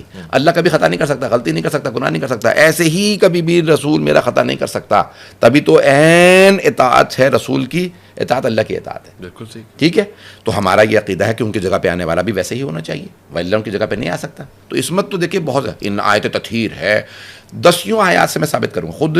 یا یہ رسول بلغ ما انزل الیک من ربک وَإِن لم تفعل فما بلغت رسالتہ.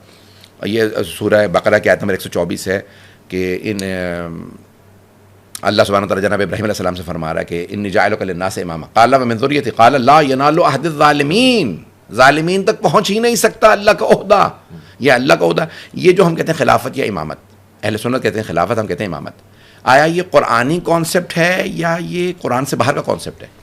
قرآنی کانسیپٹ. اگر قرآنی کانسیپٹ ہے تو قرآن میں تو اللہ بتا رہا ہے انی جاعلک للناس اماما، انی جاعل فی الارض خلیفہ، میں انا انزلناہ فی الارض، ہم نے قرآن نازل کیا. یہاں لگا نہیں انی، میں خلیفہ بنا رہا ہوں. تو قرآن کریم میں تو خلیفہ اللہ بنا رہا ہے، قرآن کریم میں تو امام اللہ بنا رہا ہے، اور اس میں ثابت ہے. کیوں؟ ظالموں کو نہیں ملے گا. ظلم اللہ پہ بھی ہوتا ہے، ان الشرک لظلم عظیم، صحیح، شرک کرنا اللہ پہ ظلم ہے. دوسرے انسان پہ ظلم ہوتا ہے، واضح ہے. اپنے نفس پہ گناہ، اپنے نفس پہ ظلم ہے، یعنی کسی بھی ظالم یعنی کسی گناہگار کو نہیں ملے گی. جو گناہ نہ کرے پوری زندگی وہی تو معصوم ہوتا ہے. بالکل ٹھیک. تو اس کا مطلب ہے معصوم. یہ تو دیکھیں یہ بحث سب سے بڑے منصوص من اللہ. میں ایک اور بھی دلیل دے دوں اس کے اوپر، دینے لے بہت ہے. سارے انبیاء علیہ السلام کے اوصیاء اللہ نے چنے. صحیح. آدم یہ آپ کا وصی ہے، یہ آپ کا جانشین ہے. اب آپ اسے خلیفہ کہہ لیں، امام کہہ لیں، نبی جو بھی کہہ لیں. حضرت آدم علیہ السلام سے کہا یہ آپ کا، حضرت موسیٰ علیہ السلام سے کہا یہ آپ کا جانشین، ابراہیم یہ آپ کا جانشین، اسماعیل یہ آپ کے جانشین، اسحاق یہ آپ کے جانشین، یعقوب یہ آپ کا جانشین. سارے انبیاء کے اللہ نے چنے. قرآن کریم کی آیت ہے وَلَن تَجِدُوا فِي سُنَّتِ اللَّهِ تَبْدِيلًا، تم اللہ کی روش میں کبھی تبدیلی نہیں پاؤ. جب اللہ کی روش میں کبھی تبدیلی نہیں آئے گی تو پھر یہاں پہ استثناء کیوں ہو گیا؟ رسول خدا کے اوصیاء اللہ نے امت پہ کیوں چھوڑ دیے؟ اللہ ہی چنے گا، منصوص من اللہ ہے. شیعہ عقیدہ یہ ہے کہ جب سارے انبیاء علیہ السلام کے جانشین اللہ نے چنے تو رسول خدا کے جانشین بھی اللہ چنے گا. امت کو کوئی حق نہیں ہے، اللہ نے چنے. جب سب کے 12 تھے تو رسول خدا کے بھی 12. وَبَعَثْنَا مِنْهُمْ 12 نقیبا، 5واں سورہ 12ویں آیت سورہ مائدہ کے اندر آیت ہے کہ ہم نے بنی اسرائیل میں 12 نقیب بھیجے. جناب موسیٰ کے 12، حضرت عیسیٰ کے 12 حواری. میں کیمبرج یونیورسٹی میں کورس پہ گیا ہوا تھا، وہاں پہ سارے یہودی عیسائی سب، یعنی جو انہوں نے 7 یہودی بلائے تھے ادیان، ان کے سب سے بڑے جو کہہ لیں کہ اسکالرز، ریبائز، اور ان کے اور 7 تھے عیسائی، 7 مسلمان. مسلمانوں میں صرف ایک شیعہ میں تھا. تو ان کا کہ ہمیں کوئی کامن چیز مل سکتی ہے؟ سب خاموش بیٹھے تھے. میں نے ہاتھ کھڑا کیا، میں نے کہا ہاں ایک چیز ہم سب میں کامن ہے. میں نے کہا 12. کیا مطلب؟ میں نے کہا 12 آپ لوگ 12 کو کہیں گے ہاں آپ لوگ بھی 12 کو مانتے ہیں. میں نے کہا ہاں عیسائی بھی 12 کو مانتے ہیں، یہودی بھی مانتے ہیں، سارے ادیان میں 12 ہیں. صحیح بخاری میں 12 ہیں، قرآن میں 12 ہیں، صحیح مسلم میں 12 ہیں، ترمذی میں 12 ہیں، نسائی میں 12 ہیں، مسلم حدیث میں بھی ظاہراً 12، ہر جگہ 12 لکھے ہیں. تو یہ 12 لوگ چنیں گے یا جب 12 بتا رہے ہیں اس کا مطلب ہے کہ وہ برگزیدہ ہیں، کوئی خاص لوگ ہیں. یہ میرے تیرے جیسے نہیں ہو سکتے، اس کا مطلب کوئی خاص لوگ ہیں. تو ہمارے جیسے نہیں ہیں، یہ خاص ہیں. اور یہ پھر معصوم ہیں. ان کی میں نے ابھی آپ کو اتنی آیات پڑھ دی ہیں، ان سب کی الگ الگ بحثیں ہیں پوری جن سے ثابت ہوتی ہے عصمت. اور سب سے بڑی بات یہ کہ ان کو اللہ چنے گا. اور رسول خدا فرما رہے ہیں انی تارک فیکم الثقلین، میں تمہارے درمیان 2 گنا قدر چیزیں چھوڑے جا رہا ہوں، کتاب اللہ و اطرۃ اہل بیت. میں اللہ کی کتاب چھوڑے جا رہا ہوں اور اپنی اطرۃ اہل بیت. ہم صحابہ میں کیوں تلاش کر رہے ہیں؟ جب پیغمبر کہہ رہے ہیں میں اپنی اطرت اپنے اہل بیت چھوڑے جا رہا ہوں، تو پھر ہم اہل بیت میں کیوں نہیں تلاش کر رہے ہیں؟ یہ 12 جب میں مثال کے طور پہ میری انگوٹھی اس ہال میں کھو جاتی ہے، میں باہر جا کے باغ میں تلاش کرنا شروع کر دیتا ہوں. باغ میں ملے گی نہیں کیونکہ کھوئی یہاں ہے، تلاش یہیں کرنی پڑے گی. تو ہم نے جب 12 تلاش کرنے ہیں تو ہمیں اہل بیت ہی میں تلاش کرنا چاہیے، کیونکہ پیغمبر فرما رہے ہیں کہ میں صحابہ نہیں، میں قرآن اور اپنے اہل بیت چھوڑے جا رہا ہوں. اہل بیت جب چھوڑے جا رہا ہوں، جہاں پہ بھی پہلے 500 سال میں حدیث آئی ہے شیعہ سنی کتابوں میں، تو قرآن و اہل بیت ہی آیا. صحیح مسلم میں بھی قرآن و اہل بیت. جب اطرتی اہل بیت ہی کہہ دیا تو پھر اہل بیت میں تلاش کریں. وہ پیغمبر کے 12 خلفاء، وہ پیغمبر کے 12 جانشین، وہ پیغمبر کے 12 ائمہ. ٹھیک ہے، مان لیتے ہیں کہ اتنا ضروری سوال یہاں پہ پیدا ہوا ہے کہ اگر ان 12 کو اپنا امام بنا لیں گے تو فائدہ کیا ہوگا؟ یعنی دنیا اور آخرت کی بات تو ٹھیک ہے، مگر نظام اسلامی میں فائدہ کیا ہوگا؟ سب سے بڑی بات یہ ہے، دیکھیں مثال کے طور پہ میں دیکھتا ہوں کہ ایک آدمی چوری کر رہا ہے، میں جا کے فوراً اس کا ہاتھ کاٹ دیتا ہوں. میں نے دیکھا ایک آدمی نے قتل کر دیا، میں نے اس کو جا کے گولی مار دی. میں نے دیکھا ایک صاحب جو ہیں وہ قانون توڑ رہے ہیں، گاڑی انہوں نے سرخ لائٹ سے نکال دی، میں نے فوراً جا کے شیشے توڑ دیے. آپ کہیں گے مولانا آپ رپورٹ کریں، یہ پولیس کا کام ہے، ادارے موجود ہیں، عدالت موجود ہے، عدالت کا کام ہے. ایک آپ نہ جج ہیں، نہ قاضی ہیں، نہ حکمران ہیں، نہ پولیس ہیں، نہ مقننہ ہیں، نہ کیا ہیں آپ؟ ایک عالم دین. یہ تھوڑا آپ خود سڑک پہ جا کے ہر قانون نافذ کرنے لگیں گے. جس کو تنفیذ کا اللہ نے حق دیا ہے اس کو ہٹانا سب سے بڑا گناہ کبیرہ میں. اللہ نے جس کو تنفیذ اسلام کے نافذ کرنے کا تنفیذ کا حق جسے اللہ نے دیا اسے چھیننا سب سے بڑا گناہ. کیوں؟ یہ اس پہ ظلم بھی ہے اور اللہ پہ ظلم ہے کہ جس کو تو نے چنا تھا ہم نے اس کو معزول کر دیا, ہم نے اس کو محروم کر دیا اس کے حق سے. نبی اکرم صلی اللہ علیہ وسلم کا اللہ نے کہا میں نے آپ کو چن لیا, آپ اسلام نافذ کرنے کا قانون رکھتے ہیں. ان کی جگہ پہ اگر کوئی آ جائے تو کیا رسول اکرم پہ ظلم نہیں ہے؟ اور جو اللہ کا برگزیدہ نبی کا جانشین ہے اس کی جگہ پہ کوئی آ رہا کہ وہ کہتی انہوں نے بھی تو آ کے ملک ہی فتح کیے, انہوں نے بھی تو آ کے ہاتھ کاٹے ہیں چوروں کے, اور انہوں نے بھی تو آ کے ارے بھائی جن کا تنفیذ کرنے کا حق ہی نہیں ہے. مگر حدیث کہہ رہی ہے کلکم رائن و کلکم مسئول عن رعیہ, تم میں سے ہر کوئی ذمہ دار ہے, ہر کوئی جواب دے, اور ہر کسی کو مبلغ اسلام بنایا. یعنی اس کا مطلب ہے ہر آدمی خلیفہ بن سکتا ہے, ہر آدمی امام بن سکتا ہے, ہر آدمی نبی بن سکتا ہے, ہر آدمی نہیں. غلط ہے یہ. ایک حدیث کی غلط انٹرپریٹیشن نہ کریں. حدیث ہے کلکم یعنی ہر آدمی اللہ کے نزدیک جواب دہ ہے. اپنے بچوں کو خود روکوں, اپنے گھر کے اندر برائی نہ آنے دوں, سڑک پہ برائی ہو رہی ہو, لیکن نہ یعنی اس قانون کے, اس حکومت کے, اس قانون کے نافذ کرنے کا حق کسے ہے؟ اس کو انکار نہیں کیا جا سکتا, ولا پھر خلیفہ کی حیثیت ہی نہیں رہتی. اسی کو کیوں خلیفہ مانا جائے پھر؟ اس کو بھی حق نہیں ہے. آپ یہی کہہ رہے ہیں نا اجماع کے ذریعے ان کو حق مل گیا. ہم کہہ رہے ہیں اجماع کے ذریعے نہیں ملتا, اللہ کے ذریعے ملتا ہے. آپ کہہ رہے ہیں کہ یہ اس خلاف کے ذریعے مل گیا. جب میری پہلے پوزیشن ثابت ہوگی کہ میں خلیفہ ہوں تو میں اس سے خلاف کروں گا نا. میں ہوں, میں آپ کو بنا رہا ہوں, میرا اپنا ہی ثابت نہیں ہے. مان نہ مان میں تیرا, میں خود میں نبی ہوں, میں نے آپ کو نبی بنا دیا. او بھائی تو جب نبی ہے بھی تو اللہ بنا گا تیری جگہ پہ نبی.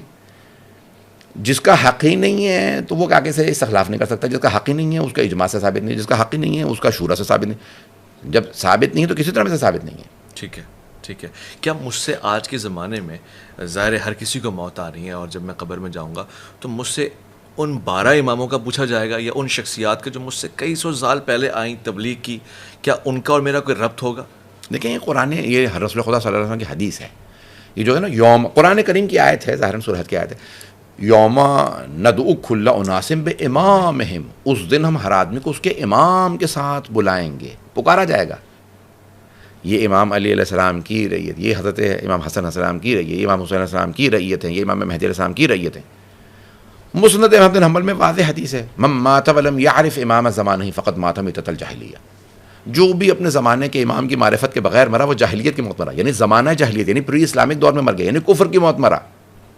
اتنا بڑا بتا رہے ہیں. اب اسے آپ کو خلیفہ کا ٹائٹل دے دے, بادشاہ کا ٹائٹل, جو مرضی ٹائٹل دے دیں, امام کا دے دے, لیکن یہ کہ آیا یہ ہم کوئی بھی بنا سکتے ہیں. ہمارا دل کر رہا ہے ہم یہاں پہ 22 افراد موجود ہیں, مجھے آپ پسند آ رہے ہیں, آج سے آپ امام ہیں, آپ خلیفہ ہیں, ایسے ہو جائے گا؟ نہیں. یہ جو مثال کے طور پہ کہا جا رہا ہے, یہ جو بھی شورا بنائی جا رہی ہے, یہی جو مثال کے طور پہ استخلاف کیا جا رہا ہے, یہی جو اجماع کی بحثیں کی جا رہی ہیں, تو یہ یہی بتانے کی کوشش کر رہے ہیں نا کہ ہم رسول خدا کا جانشین بنا کے رسول خدا کو سونپ رہے ہیں, ہم نے آپ کی جگہ پہ جانشین بنا دیا. اسی کی دلیل دے دیجیے قرآن و حدیث سے. ہم کہہ رہے ہیں قرآن و حدیث سے ثابت ہے اللہ نے سارے انبیاء علیہ السلام کے جانشین چنے ہیں, تو اللہ ہی رسول خدا صلی اللہ علیہ وسلم کے جانشین کو چنے گا. ٹھیک ہے. ائمہ میں سے کچھ ایسے بھی ہیں جن کے بارے میں تاحال ہمیں اتنی معلومات حاصل نہیں ہے, اور مثلا میں مثال دیتا ہوں, اور یہ جسارت میں اس لیے کر رہا ہوں سمجھنے کی خاطر. امام محمد تقی, آپ پہ ہمارا سلام ہو, آپ کی عمر بھی کم ہے اور سن مبارک بہت مختصر ہے, کسب علمی نہیں ہو سکا آپ سے, تو سوال یہ پیدا ہوتا ہے کہ اللہ نے پھر آپ کو کیوں امام بنایا؟ ٹھیک ہے, دیکھیں سب سے بڑی بات یہ کہ 1,24,000 انبیاء سارے مسلمان مانتے ہیں. ایک روایت ہے کس سے؟ حضرت ابو ذر غفاری رضی اللہ عنہ سے, غفاری کہہ لیں, غفاری کہہ لیں, ٹھیک ہے, غفاری سے روایت. کامل انبیاء, یا رسول اللہ کامل انبیاء, انہوں نے سوال کیا کتنے نبی گزرے ہیں, انہوں نے کہا 1,24,000. شیعہ سنی دونوں مانتے ہیں. ہمارے ہاں شیخ صدوق سے روایت ہے, آپ کے ہاں بھی روایت. 25 سے زیادہ نام گنوا دیجئے اگر حدیث میں نہ ہوں, 1,000 کے گنوا دیجئے, چلیں 1,00,000 ہیں, نام بھی نہیں معلوم. بھائی یہ کلی طور پہ مجملاً ہمیں یہ ہے کہ ہمارا ان پہ ایمان ہے بس. ان کے تو ہمیں نام معلوم ہے, کردار معلوم ہے, اور آپ کہہ رہے ہیں کہ مثال کے طور پہ کسب فیض نہیں کر سکے, کلوے کسب. ہمارے ہاں کفارات آئے کہاں سے ہیں؟ امام محمد تقی علیہ السلام سے, جو 25 برس کے تھے. یہ مثال کے طور پہ جو امام کی مشہور روایت ہے کہ جب مامون الرشید کے دربار میں کسی نے سوال کیا, یحییٰ ابن اقسم جو مفتی اعظم تھے اس زمانے کے, 70 برس کے تھے, 9 برس کے امام محمد تقی علیہ السلام. اس نے بتایا کہ بھئی کہ محرم, احرام باندھنے والا, احرام کی حالت میں جب انسان ہوتا ہے تو کہتے ہیں محرم. محرم اگر شکار کر لے, شکار حرام ہے محرم پہ, 25 چیزیں حرام ہیں, اسے کہتے ہیں تروک. آئینہ دیکھنا مثال کے طور پہ, مردوں کا سر ڈھانپنا، خواتین کا چہرہ ڈھانپنا، مردوں کا اپنے پاؤں کے اوپر کے حصے کو ڈھانپنا، یعنی خوشبو سونگھنا، 25 چیزیں حرام ہیں، تروک ہے حالت احرام میں. تو یحییٰ ابن اقسم نے، شیخ یحییٰ ابن اقسم نے سوال کیا امام احمد علیہ السلام سے کہ بتائیے اگر محرم شکار کر لے، شکار حرام ہے، اسلحہ لگانا حرام ہے، نکاح پڑھنا حرام ہے، اپنی بیوی سے تعلقات برقرار کرنا سب حرام ہے حالت احرام میں. انسان کو تصور یہ کرنا ہوتا ہے کہ میں اللہ کی بارگاہ میں آ کے جیسے میں مر گیا ہوں تو ویسا ہی ہوں. تو اب آپ محرم اگر شکار کر لے تو بتائیے کفارہ کیا ہے؟ صحیح. مامون خود پریشان کہ مجھے ہی نہیں جواب آتا، سارے کا سارا دربار پریشان، کیا جواب ہے؟ امام نے فرمایا کہ آپ کا سوال نامکمل ہے، آپ سوال مکمل کریں میں جواب دیتا ہوں. سوال ناقص ہے. اس نے کہا سوال کیسے ناقص ہے؟ حالت احرام میں شکار حرام ہے، اس کا کفارہ کیا؟ یہی تو میرا سوال ہے. امام نے کہا نہیں سوال ناقص ہے. اس کا بتائیے سوال ناقص کیسے ہے؟ امام نے کہا تم نے یہ نہیں بتایا وہ احرام عمرے کا تھا یا حج کا. امام محمد تقی علیہ السلام نے کہا 9 برس کے تھے. امام نے کہا تم نے یہ نہیں بتایا کہ وہ احرام عمرے کا تھا یا حج کا. جس نے شکار کیا تھا اس نے حرم کے اندر شکار کیا تھا یا حرم سے باہر شکار کیا تھا.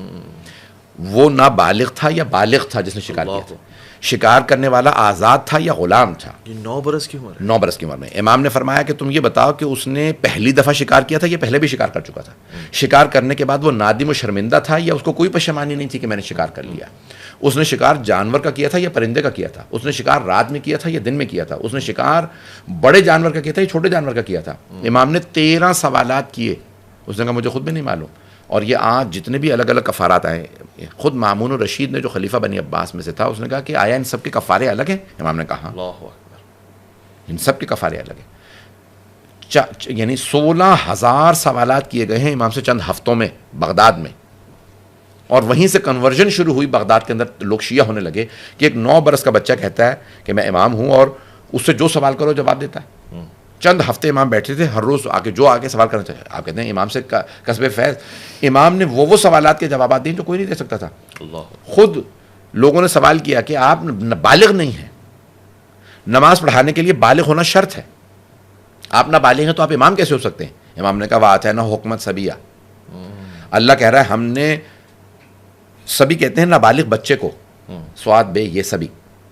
ہم نے یحییٰ ابن زکریا کو بچپنے میں حکم نبوت دے دیا تھا. وہ اللہ سبحانہ و تعالیٰ جو بچپنے میں نبوت عطا کر سکتا ہے وہ امامت کیوں عطا نہیں کر سکتا؟ اللہ اکبر. یہ اللہ کا فیصلہ ہے. اللہ جس سے جو چاہے کام لے سکتا ہے. اس نے مجھے چنا ہے. تو امام سے اتنے سوالات ہیں، اتنے کفارات ہیں. اصول 4 میں یہ جو 400 اصول ہیں شیعہ جو ہماری زیادہ کتابیں بیس کرتی ہیں، یہ امام محمد تقی علیہ السلام کے زمانے میں تشکیل پائے ہیں زیادہ تر. تو یہ کہنا کہ بھئی میں کہہ رہا ہوں کہ جو سب سے کم سن امام تھے 25 برس کے تھے ان کی شہادت، اور آج ان سے ایسی سی چیزیں موجود ہیں کہ آپ حیران رہ جائیں گے. ہاں مظلومیت ہے کہ ان سے جیسے حقیقتاً فیض حاصل کرنا چاہیے تھا یا جس طرح سے ان کو حکومت دینی چاہیے تھی اور لوگ ان سے آ کے سیکھتے، وہ نہیں ہوا. لیکن یہ کہنا کہ نہیں اللہ نے ان کو کیوں چنا، یا اللہ اگر یحییٰ ابن زکریا کو چن سکتا ہے، حضرت عیسیٰ سے گہوارے میں خطاب کروا سکتا ہے اور 33 برس کے سن میں ان کو آسمان پہ اٹھا سکتا ہے، تو وہ اللہ جسے چاہے جو کام لے لے. یہ اللہ کا عہدہ ہے، منصب ہے. اس میں یہ کہنا کہ بھی بچپنا کیوں، جوانی کیوں، بڑھاپا کیوں. اچھا، چونکہ امام اور ہم جسے احادیث کے زاویے میں امام سمجھتے ہیں، وہاں پر کہیں نہ کہیں ایسا ہوتا ہے کہ ایک امام کی دوسرے امام سے اختلاف رائے نکل آتا ہے احکام الہی کے سلسلے میں یا شریعت کے معاملات میں. فقہی انداز اور ہوتا ہے دیکھنے کا. تو کیا 12 ائمہ میں بھی اختلاف موجود ہے؟ کہیں نہ کہیں باریک سا اختلاف تو ہوگا. میرا چیلنج ہے کہ 12 کے اقوال میں کسی جگہ پہ آپ کو اختلاف نہیں ملے گا. یہ جو افراد ثابت کرنے کی کوشش کرتے ہیں کہ کردار میں اختلاف تھا، امام حسن حسین، امام حسن بچپن سے صلح کن تھے اس لیے انہوں نے صلح حسن کر لی، اور امام حسین جو ہیں وہ بچپن سے جو ہے کشتی کرتے تھے اور جنگجو تھے، اپنے بابا کی طرح سے تھے. حضرت علیہ السلام تلوار اٹھاتے تھے، امام حسین کو تلوار چلانے کی عادت تھی اس لیے وہ کربلا چلے گئے. یہ غلط ہے. اگر امام حسن مجتبیٰ بھی امام حسین کی جگہ ہوتے تو کربلا کی جنگ ہوتی، اور امام حسین علیہ السلام امام حسن کی جگہ پہ ہوتے تب بھی صلح ہوتی. کردار میں، افعال میں، گفتار میں، کہیں پہ بھی کردار میں آپ کو تناقض اور تضاد اور ٹکراؤ اور آپ کو کسی بھی جگہ پہ کوئی بھی متضاد باتیں نہیں ملیں گی. ایک ہی حکم ملے گا. یہ میرا چیلنج ہے. یہ ہو سکتا ہے کہ راوی کے سمجھنے میں اختلاف ہوا ہو کہ 6 برس یا 7 برس. اچھا. لیکن کبھی بھی امام کے کردار میں اور گفتار میں، کسی فقی مسئلے کے اوپر، کسی فقی مسئلے کے اندر کوئی. اب یہاں پہ میرا سوال یہ ہے کہ اگر ائمہ میں فقی مسئلوں کے اوپر اختلاف نہیں ہے، 12 کے 12 مختلف ادوار میں بھی ایک ہی موقف رکھتے ہیں، تو آج پھر مرجع اور وہ لوگ جو عالم دین ہیں ان کے اندر اختلاف کیوں ہوتا ہے؟ نمبر 1 انہوں نے امام سے ڈائریکٹ نہیں سنا. نمبر 2 راویوں میں اختلاف ہے. نمبر 3 میں اس کے اوپر آپ کو 10 دلیلیں دے سکتا ہوں لیکن سن لیجئے. مثال کے طور پہ امام علیہ السلام نے کہا مکے میں اگر کوئی 10 روز نہ رکے تو اس کو اختیار ہے کہ وہ نماز قصر پڑھے, یعنی ظہر عصر اور عشاء کی 4 رکعت کو 2 رکعت پڑھے یا 4 ہی پڑھے. فقہا میں اختلاف کس بات پہ؟ اس حدیث پہ اختلاف نہیں, حدیث ہے. وہ کہتے ہیں کہ نہیں پرانے مکے میں ہی پڑھ سکتے ہیں, کیونکہ جب حدیث کہی تھی تو مکہ صرف 6-7 کلومیٹر تھا. صحیح بات ہے. وہ کہتے ہیں نہیں, امام نے کہا مکے میں اختیار ہے. اب یہ جتنا بھی پھیل گیا ہے لوگ اس کو مکہ کہتے ہیں عرف عام میں. یہ ٹیکنیکل ہیں سارے اختلافات جتنے بھی. مثال کے طور پہ حدیث میں ہے کہ جب سورج کی روشنی میں پانی گرم ہو جائے تو اس سے وضو کرنا مکروہ ہے. علماء میں اس میں اختلاف نہیں ہے. وہ کہتے ہیں کہ جب تک وہ گرم ہے تب تک مکروہ ہے. جب سورج کو زوال آ گیا, سورج غروب ہو گیا اور غروب ہونے کے بعد وہ پانی دوبارہ ٹھنڈا ہو گیا تو اب وہ مکروہ نہیں رہا. کیوں؟ کیونکہ وہ ٹھنڈا ہو گیا پانی. کچھ کہتے ہیں نہیں کیونکہ گرم ہو گیا تھا تو اب وہ ہمیشہ کے لیے اسے کرا. یہ جتنے بھی اختلافات ہیں ٹیکنیکل ہیں, اس حدیث کو سمجھنے میں اختلاف ہے. یہ نہیں ہے کہ یہ اختلاف جو ہے وہ معصوم کے, یعنی احادیث مثال کے طور پہ بہت زیادہ ایک موضوع پہ بعض کا 10 حدیث ہیں 20 احادیث ہیں اور وہ ٹیکنیکل اس میں اختلافات ہوتے ہیں فقہا میں, باریکیوں میں, اصل پہ نہیں اختلاف.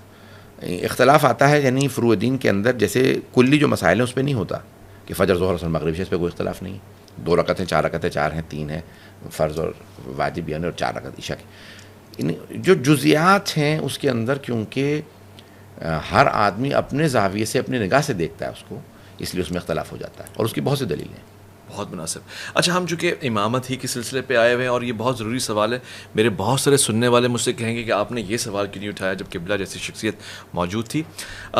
اسلام میں ایسے مسلک بھی تو ہیں جو امامت کے قائل ہیں اور وہ بڑی سالڈ طریقے سے قائل ہیں. بعض اوقات تو ایسا رجحان جاتا ہے کہ یہ کسی کو مانے نہ مانے موجودہ امام کو ضرور مانتے ہیں اور کہتے ہیں حاضر امام ہی سب کچھ ہے. ان کے یہاں جو حاضر امام کا عقیدہ ہے, مثلا آغا خانی حضرات کے یہاں, وہ تو بڑا سالڈ نظر آتا ہے اور ان کا نظام بھی بڑا ویلفیئر کا, ایجوکیشن کا سالڈ ہو گیا امامت کے ساتھ. یہ چیز کیا فرق کرتی ہے اسلام سے اور دیگر مکاتب سے؟ ہاں بالکل فرق کرتی ہے. دیکھیں سب سے بنیادی چیز یہ ہے, دوبارہ منصوص من اللہ. جب سارے انبیاء علیہ السلام کے جانشین اللہ نے چنے ہیں تو رسول خدا کے بھی, اور یہ ایک حدیث ہوتی تو چلے ہم کہتے تھے. غایت المرام میں 7 جلدوں میں مرحوم بہرانی نے اتنی زیادہ احادیث لکھی, سینکڑوں کی تعداد میں شیعہ سنی کتابوں سے احادیث نکالی ہیں. خود ہمارے یہاں ابقات الانوار کے اندر مرحوم میر حامد حسین موسوی صاحب نے سینکڑوں احادیث سے ثابت کیا ہے کہ 12 کے نام رسول خدا بتا کے گئے ہیں. خود غدیر خم کے خطبے میں سرور کائنات صلی اللہ علیہ وسلم نے فرمایا کہ میرے بعد 12 جانشین ہوں گے, اولہم علی و آخرہم مہدی, ان میں پہلے علی ہوں گے اور آخری مہدی ہوں گے. اب جب رسول خدا نام بتا رہے ہیں تو اب یہ جب وہ ان میں مثال کے طور پہ جب خان صاحب کا نام نہیں آ رہا, چودھری صاحب کا نام نہیں آ رہا, راجہ صاحب کا نام نہیں آ رہا, زید عمر بکر کا نام نہیں آ رہا, تو میں کیسے زبردستی کسی نام کو ڈال سکتا ہوں اس حدیث کے اندر؟ ہم آیا پابند شریعت ہے, پابند فرمان رسول اکرم صلی اللہ علیہ وسلم ہیں, یا کہ ہم اس کے اندر اضافات کر سکتے ہیں؟ میں جو بار بار لے کے آنا چاہ رہا ہوں کہ یہ سب چیزیں بعد کی باتیں. پہلی بات یہ ہے کہ آیا وہ قانون جو قرآن نے بنایا ہے, بتایا ہے, وہ ٹوٹ گیا ہے یا وہ ابھی باقی ہے؟ یہ تو آیت 2 دفعہ یہ قرآن کریم میں, وَلَن تَجِدُوا فِي سُنَّتِ اللَّهِ تَحْوِيلًا, اللہ کی روش میں تم کبھی تبدیلی نہیں پاؤ گے. جب سارے انبیاء کے جانشین اللہ نے چنے تو رسول اکرم صلی اللہ علیہ وسلم کے ہم جانشین کیوں کہہ رہے ہیں کہ امام یا خلیفہ یا کوئی بھی ہم چن سکتے ہیں؟ ہم واپس وہیں پہ جائیں گے کہ نہیں اللہ ہی چنے گا. جب رسول خدا نے بتا دیا میرے بعد 12 ہوں گے, کبھی حسن و حسین کے بعد امامت بھائیوں میں جمع نہیں ہوگی, ہمیشہ بیٹا ہی امام بنے گا اس کے بعد. تو جب نام بتا دیے, سب کچھ بتا دیا, اور ایک نہیں اتنی احادیث ہیں, آپ کہنا ایک ہے بھئی یہ غلط ہو سکتی ہے, مدلس ہو سکتی ہے, ضعیف ہو سکتی ہے.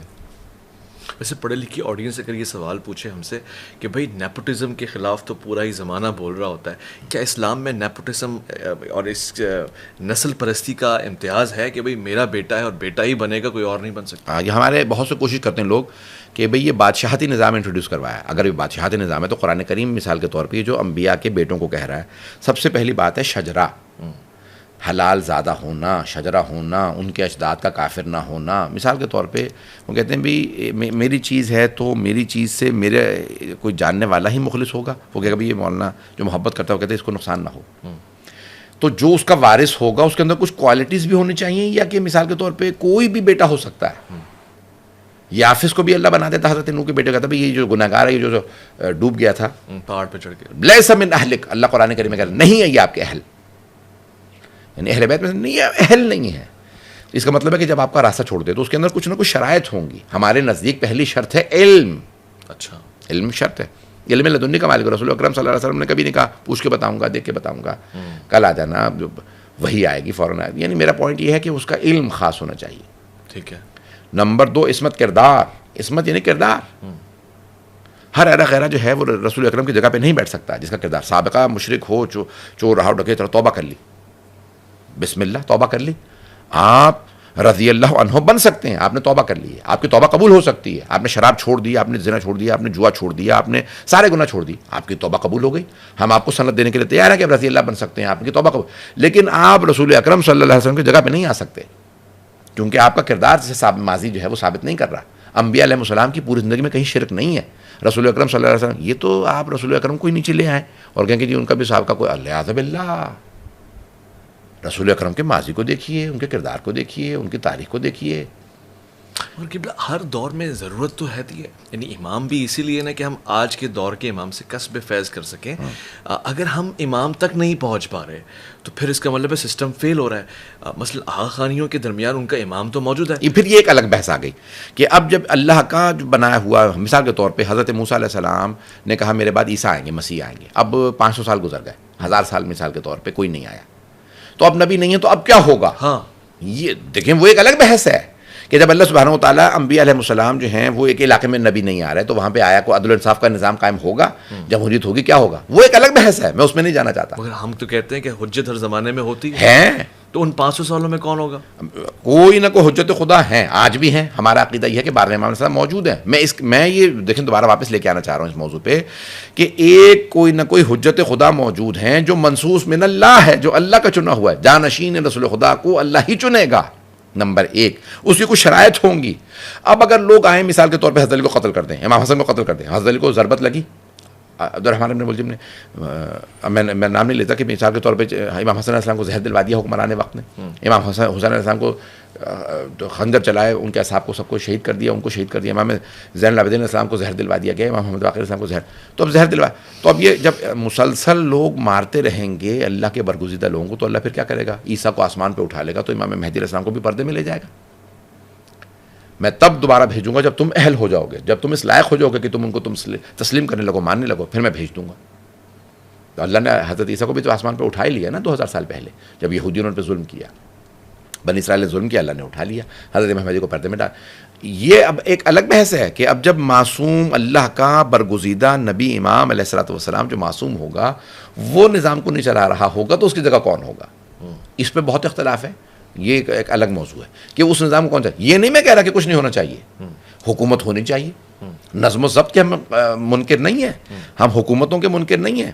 ہم یہ نہیں کہتے کہ حکومت نہیں ہونی چاہیے، نظام نہیں ہونا چاہیے. اگر آپ ہر جو مر جائے گا پھر تو ہر جو مرج نہیں کے قائل نہیں ہے ہم کہ سب تباہ ہو جائے، ہر آدمی اپنے اپنے جنگل کا قانون نہیں. کوئی نہ کوئی قانون ہونا چاہیے، وہ حکومت. لیکن یہ کہ مثال کے طور نبی کے ہوتے ہوئے کوئی آدمی کہے کہ نہیں میں ان کو حکومت نہیں کرنے دوں گا، اسی طرح سے امام کے ہوتے ہوئے کوئی آدمی کہے کہ میں ان کو نہیں حکومت کروں گا، میں حکومت کروں گا، یہ جائز نہیں ہے. آپ امام غیبت میں جب امام ظہور کر جائیں گے تو پھر ساری حکومتیں باطل ہو جائیں گی. یہ جو بائبل میں موجود ہے، عیسائی کتابوں میں موجود ہے، حضرت عیسیٰ آئیں گے پوری دنیا کی حکومتوں کے ظالم حکمرانوں کی حکومتوں کو الٹ دیں گے. تو وہ یعنی اس کا مطلب ہے کہ باطل ہوں گی تبھی تو الٹیں گے. امام مہدی آئیں گے سارے یملا الارض قسطا وعدلا کما ملأ الظلمات وجورا. یہ شیعہ سنی دونوں کتابوں میں حدیث ہے یا نہیں ہے؟ کثرت سے ہے، شاید متواتر بھی ہے، برادران کے مجھے نہیں پتا، ہمارے یہاں تو ہے متواتر کہ سرور کائنات نے فرمایا میرا بیٹا مہدی آئے گا جو دنیا میں عدل و انصاف قائم کرے گا. جیسے وہ ظلم و جور سے بھر چکی ہوگی پوری دنیا کے وہ نظام کے سارے ظالموں کے تخت الٹ دے گا. کیوں بنی امیہ بنی عباس قتل کر رہے تھے ائمہ؟ کیوں؟ کیونکہ وہ ڈرتے تھے کہ ہمیں ہی تو ظالم ہیں، ہمارے تو تختہ الٹا جائے گا. کون الٹیں گے؟ یہ اہل بیت، یہی امام. اور پھر کربلا کے واقعے کے بعد سب ڈرنے لگے تھے. یہ تو 72 کے ساتھ قیام کر لیتے ہیں، یہ تو ڈرتے ہی نہیں، 72 بھی جاتے مارے جاتے ہیں، یہ تو بھاگتے نہیں ہیں. تو بنی عباس مسلسل امام تقی السلام کو کیوں جلدی زہر دیا؟ انہی کی نسل سے تو 12واں آنے والا ہے، اور پھر 12ویں امام پہ جو انکار ہے وہ یہی تو بحث ہے کہ بھئی کہاں ہے وہ.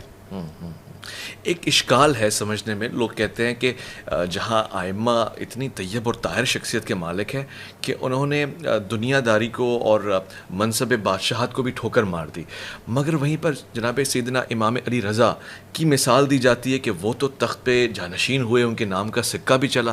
اس معاملے کو کیسا دیکھتے ہیں؟ ولی عہدی کا مسئلہ، دیکھیں مسئلہ یہ ہے کہ ایک مرتبہ خود امام کہتے ہیں کہ مجھے ولی عہد بنا لو، میں آؤں گا. میں حضرت علیہ السلام رسول خدا صلی اللہ علیہ وسلم کے دور میں ہر جنگ کے سپہ سالار ہے، ایک کے علاوہ 27 یا 28، چلے ایک اختلاف ہے کہ 27 غزوات، ان میں ایک کے علاوہ جس میں آپ کے بھائی حضرت جعفر تیار تھے، اور باقی سب غزوات میں آپ سپہ سالار تھے. آپ عہدہ نہیں لیتے کسی اور سے. سب سے بڑی دلیل یہ کہ آپ راضی نہیں ہیں. آپ نے کوئی عہدہ نہیں لیا، کہیں آپ نہیں بنے کہ میں جج بن جاتا ہوں، قاضی بن جاتا ہوں، میں چیف جسٹس بن جاتا ہوں، میں اتنے جنگیں ہوئی مار کے ہوئے، کسی جنگ کا سپہ سالار نہیں بنے. چلیں امام رضا علیہ السلام جب آپ آئے، آپ کو لایا گیا. مامون جب خلیفہ بنا، ہارون رشید کی حکومت تقسیم ہو گئی، ایک امین کو دے دیا حصہ، ایک مامون کو دے دیا. فارس جو پورا ایران اور یہ سارے سدرن رشین اسٹیٹس جو ہیں، یہ ساری کی ساری مامون کو مل گئی، اور یہ پورا بغداد، عراق، حجاز، یمن اور یہ نارتھ افریقہ، یہ سارا مل گیا امین کو. مامون نے آتے ہی سوال کیا اپنے وزیر سے، فضل ابن ربی سے. اس نے کہا کہ میری حکومت کو کس سے خدشہ ہو سکتا ہے؟ تو اس نے کہا 3 لوگوں سے. اس نے کہا 3 کون؟ کہا تیرا بھائی امین. کہا یہ تو میرے ذہن میں تھا، اور وہ بے وقوف ہے، میں اس کو قتل کر لوں گا، کچھ عرصے بعد مار دوں گا اس کو. کہا اس کا وزیر. کہا وہ بھی میرے ذہن میں تھا. تیسرا آدمی کس سے خطرہ ہے؟ کہا علی ابن موسیٰ الرضا. اس نے کہا یہ کون ہے؟ کہا یہ اہل بیت میں سے ہیں، یہ جو تم جس حکومت پہ بیٹھے ہو یہ ان کا حق ہے. کہا کہاں رہتے ہیں؟ کہ یہ مدینہ منورہ میں رہتے ہیں. کہا دیکھنے میں کیسے ہیں؟ کہا جو ان کو دیکھتا ہے وہ انہی کا ہو جاتا ہے. کہا ان کا بیان کیسا ہے؟ کہا لگتا ہے بیان بنا ہی ان کے لیے ہے. اوہ ماشاءاللہ. کہا ان کی عبادت کیسی ہے؟ کہا لگتا ہے عابد ہی دنیا میں یہ ہے. اللہ اکبر. تو کہا ان کو مدینہ میں مت رہنے تو ان کو مشہد مقدس یعنی خراسان لے آؤ. مرو میں اس وقت مشہد مقدس یہ نہیں تھا، یہ جو آج شہر ہے، تو بہرحال اس کا کیپٹل جہاں پہ وہ تھا خراسان. تو اس نے کہا ان کو یہاں لے آؤ، میں دیکھنا چاہتا. لے آیا. اس نے کہا کہ میں آپ کو اپنا ولی عہد بنانا چاہتا ہوں. امام نے کہا میں بننا نہیں چاہتا. اس نے کہا کہ نہیں، آپ کو ولی عہد بننا پڑے گا. امام نے کہا اگر تم زبردستی کر رہے ہو تو جو چاہو عنوان لکھ دو، اگر پوچھ رہے ہو تو میں نہیں چاہتا، میں انکار کر رہا ہوں، لکھنے کو تم جو مرضی لکھ دو مجھے. اس نے اپنی تائید حاصل کرنے کے لیے سارے لوگوں کو کہا کہ میرے ولی عہد امام رضا علیہ السلام ہے. اس نے امام کو ٹائٹل دیا، ان کے نام کا سکہ چلایا. لیکن کیا ہوا؟ 2.5 سال میں مسلسل وہ امام سے مناظرے کرتا رہا، مناظرے رکھواتا رہا. پوپ سے رکھوایا، آرچ بشپ یعنی کہہ لیں، اور ہربز جو راس الجالوت یا جتنے بڑے بڑے جو یہودی، عیسائی، زرتشت اور ستارہ پرست صابئی اور ہندو جو وہاں سادھو اور جتنے تھے، ان سب سے امام کے مناظرے کروائے. اور اس سے پورے ایران کے اندر ایک اہل بیت کا مکتب رائج ہوا. اس نے امام کو جو ٹائٹل دیا، وہ امام کو ٹائٹل دینے کو کوئی بھی ٹائٹل دے دیں. امام علیہ السلام نے آیا، قبول کیا. امام نے کہا جب کہ میں جانتا ہوں کہ میں تجھ سے پہلے دنیا سے چلا جاؤں گا، مجھے کیا، تم نے اگر زبردستی لکھنا تو جو مرضی لکھ دو. تو یہ امام نے قبول نہیں کیا. اس نے امام کو کہا آپ نہیں جا سکتے، آپ میرے محل ہی میں رہیں گے تاکہ میں نظر رکھ سکوں. یعنی وہ اظہار کرتا تھا کہ آپ میری حکومت توڑ سکتے ہیں، آپ میرے مقابلے میں نہیں حکومت بنا سکتے ہیں، میری حکومت کو نقصان پہنچا سکتے ہیں. قبلہ، حالات حاضرہ کے اوپر آپ کی طائرانہ نگاہ رہتی ہے. میں آخر میں یہ ضرور جاننا چاہوں گا، ہر بدلتا ہوا وقت ایک نئے آنے والے حادثے کی پیشن گوئی دے رہا ہے. آج اس تاریخ میں کھڑے ہو کے آنے والے دنوں کو کیسا دیکھ رہے ہیں؟ عالم اسلام کو کیسا دیکھ رہے ہیں؟ اقوام عالم کو کیسا دیکھ رہے ہیں؟ اور بڑی جنگیں ہیں، آپ کو بھی نظر آ رہی ہیں ہوتی ہوئی. سب سے زیادہ پریشان کن بات یہ ہے کہ امریکی جو صدر منتخب ہوا، نو منتخب صدر ڈونلڈ ٹرمپ، اس نے انتخابات سے عین 1 ہفتہ پہلے ایک مرتبہ بیانات دینا شروع کیا کہ میں جنگوں کو ختم کر دوں گا. جی. یوکرین کی جنگ کو بھی، جی، اور مڈل ایسٹ کی جنگ کو بھی، اسرائیل اور فلسطین کی، یا اسرائیل کی، لبنان اور فلسطین سب کے ساتھ جو جنگ. لیکن اس نے آتے ہی جو اپنی کابینہ اعلان کرنا شروع کیا، وہ سب کے سب صہیونی ہیں. اور ابھی ایک اسرائیل اور امریکہ کے یہودیوں کے درمیان میں ایک آرمیگیڈون، اور یہ کہہ لیں کہ ایک مسیحا کا تصور دیا جا رہا ہے کہ ہمارا 2 سال کا مسیحا، اگر یہ 2 سال کے اندر اندر جنگیں کر کے ہمیں فتح نہیں دلواتا تو اس پہ عذاب الہی آ جائے گا. کس کے اوپر؟ Donald Trump. اچھا. اور وہ اس کو ایک مقدس ہستی بنا کے پیش کر رہے ہیں. اگر اس یہ دیکھیں نا جیسے اب یہ جو ادیان یعنی جب دین اور مذہب کے لوگ گنہگار لوگوں کو مقدس اور عناوین دینے لگتے ہیں نا اور جنگوں پہ لے چلتے ہیں تو پھر دین کا جنازہ نکلتا ہے. یہی ہوا ہے اسلام کے ساتھ بھی کہ جب یزید جیسے گنہگار کو ایک مقدس عنوان خلیفہ کا دے دیا گیا اور اس نے امام حسین رسول کا خون نہیں، امام حسین کا خون نہیں، رسول خدا کا خون بہا دیا. یہی ہوا. تو آج وہ پوری بحثیں کی جا رہی ہیں اور وہ اس کو باقاعدہ یہ عنوان اور اس نے سارے صہیونی بھر لیے ہیں. اور اب ایک نیا محاذ جیسے ہی وہ منتخب ہوا اگلے ہی دن FBI نے ایک رپورٹ دے دی جو سارے کے سارے مین اسٹریم میڈیا نے اس کو نشر کیا کہ ڈونلڈ ٹرمپ پہ جو 2 قاتلانہ حملے ہوئے ہیں وہ ایران نے کروائے تھے اور ہم نے 3 افراد پکڑ لیے ہیں، ان میں ایک ایرانی تھا اور 2 یہودی، بعد میں پتہ چلا 2 یہودی تھے. اچھا. تو بہرحال وہ اب یہ جو خبریں بنائی جا رہی ہے جیسے بن رہا ہے تو یہ کہ نئی جنگ کا محاذ تیار کیا جا رہا ہے اور یہ جنگیں جہاں تک پہنچ چکی ہیں وہ کہتے ہیں نا کہ ایک انسان ایک ایسی جگہ، دیکھیں جنگیں ختم تو ہونی ہے لیکن ایک انسان ایک ایسی جگہ پہ پہنچ جاتا ہے کہ جہاں سے واپسی مشکل ہو جاتی ہے.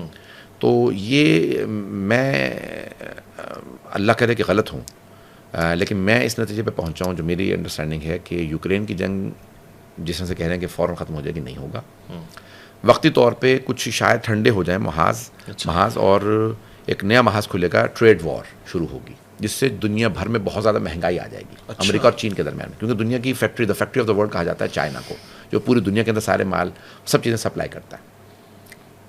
تو وہ ایک ٹیرفس لگائے جائیں گے کچھ ایسے کہ جس کی چیزیں مہنگی ہو جائیں گی اور اس کے بعد پھر ایک ٹریڈ وار ہوگی. اس کے پھر نتیجے میں بہت بڑی جنگ ہوگی، جنگ عظیم ہوگی کہ جہاں پہ لوگ پھر برداشت نہیں کر پائیں گے. اس کے بعد پھر وبائیں اور جنگیں ہوں گی.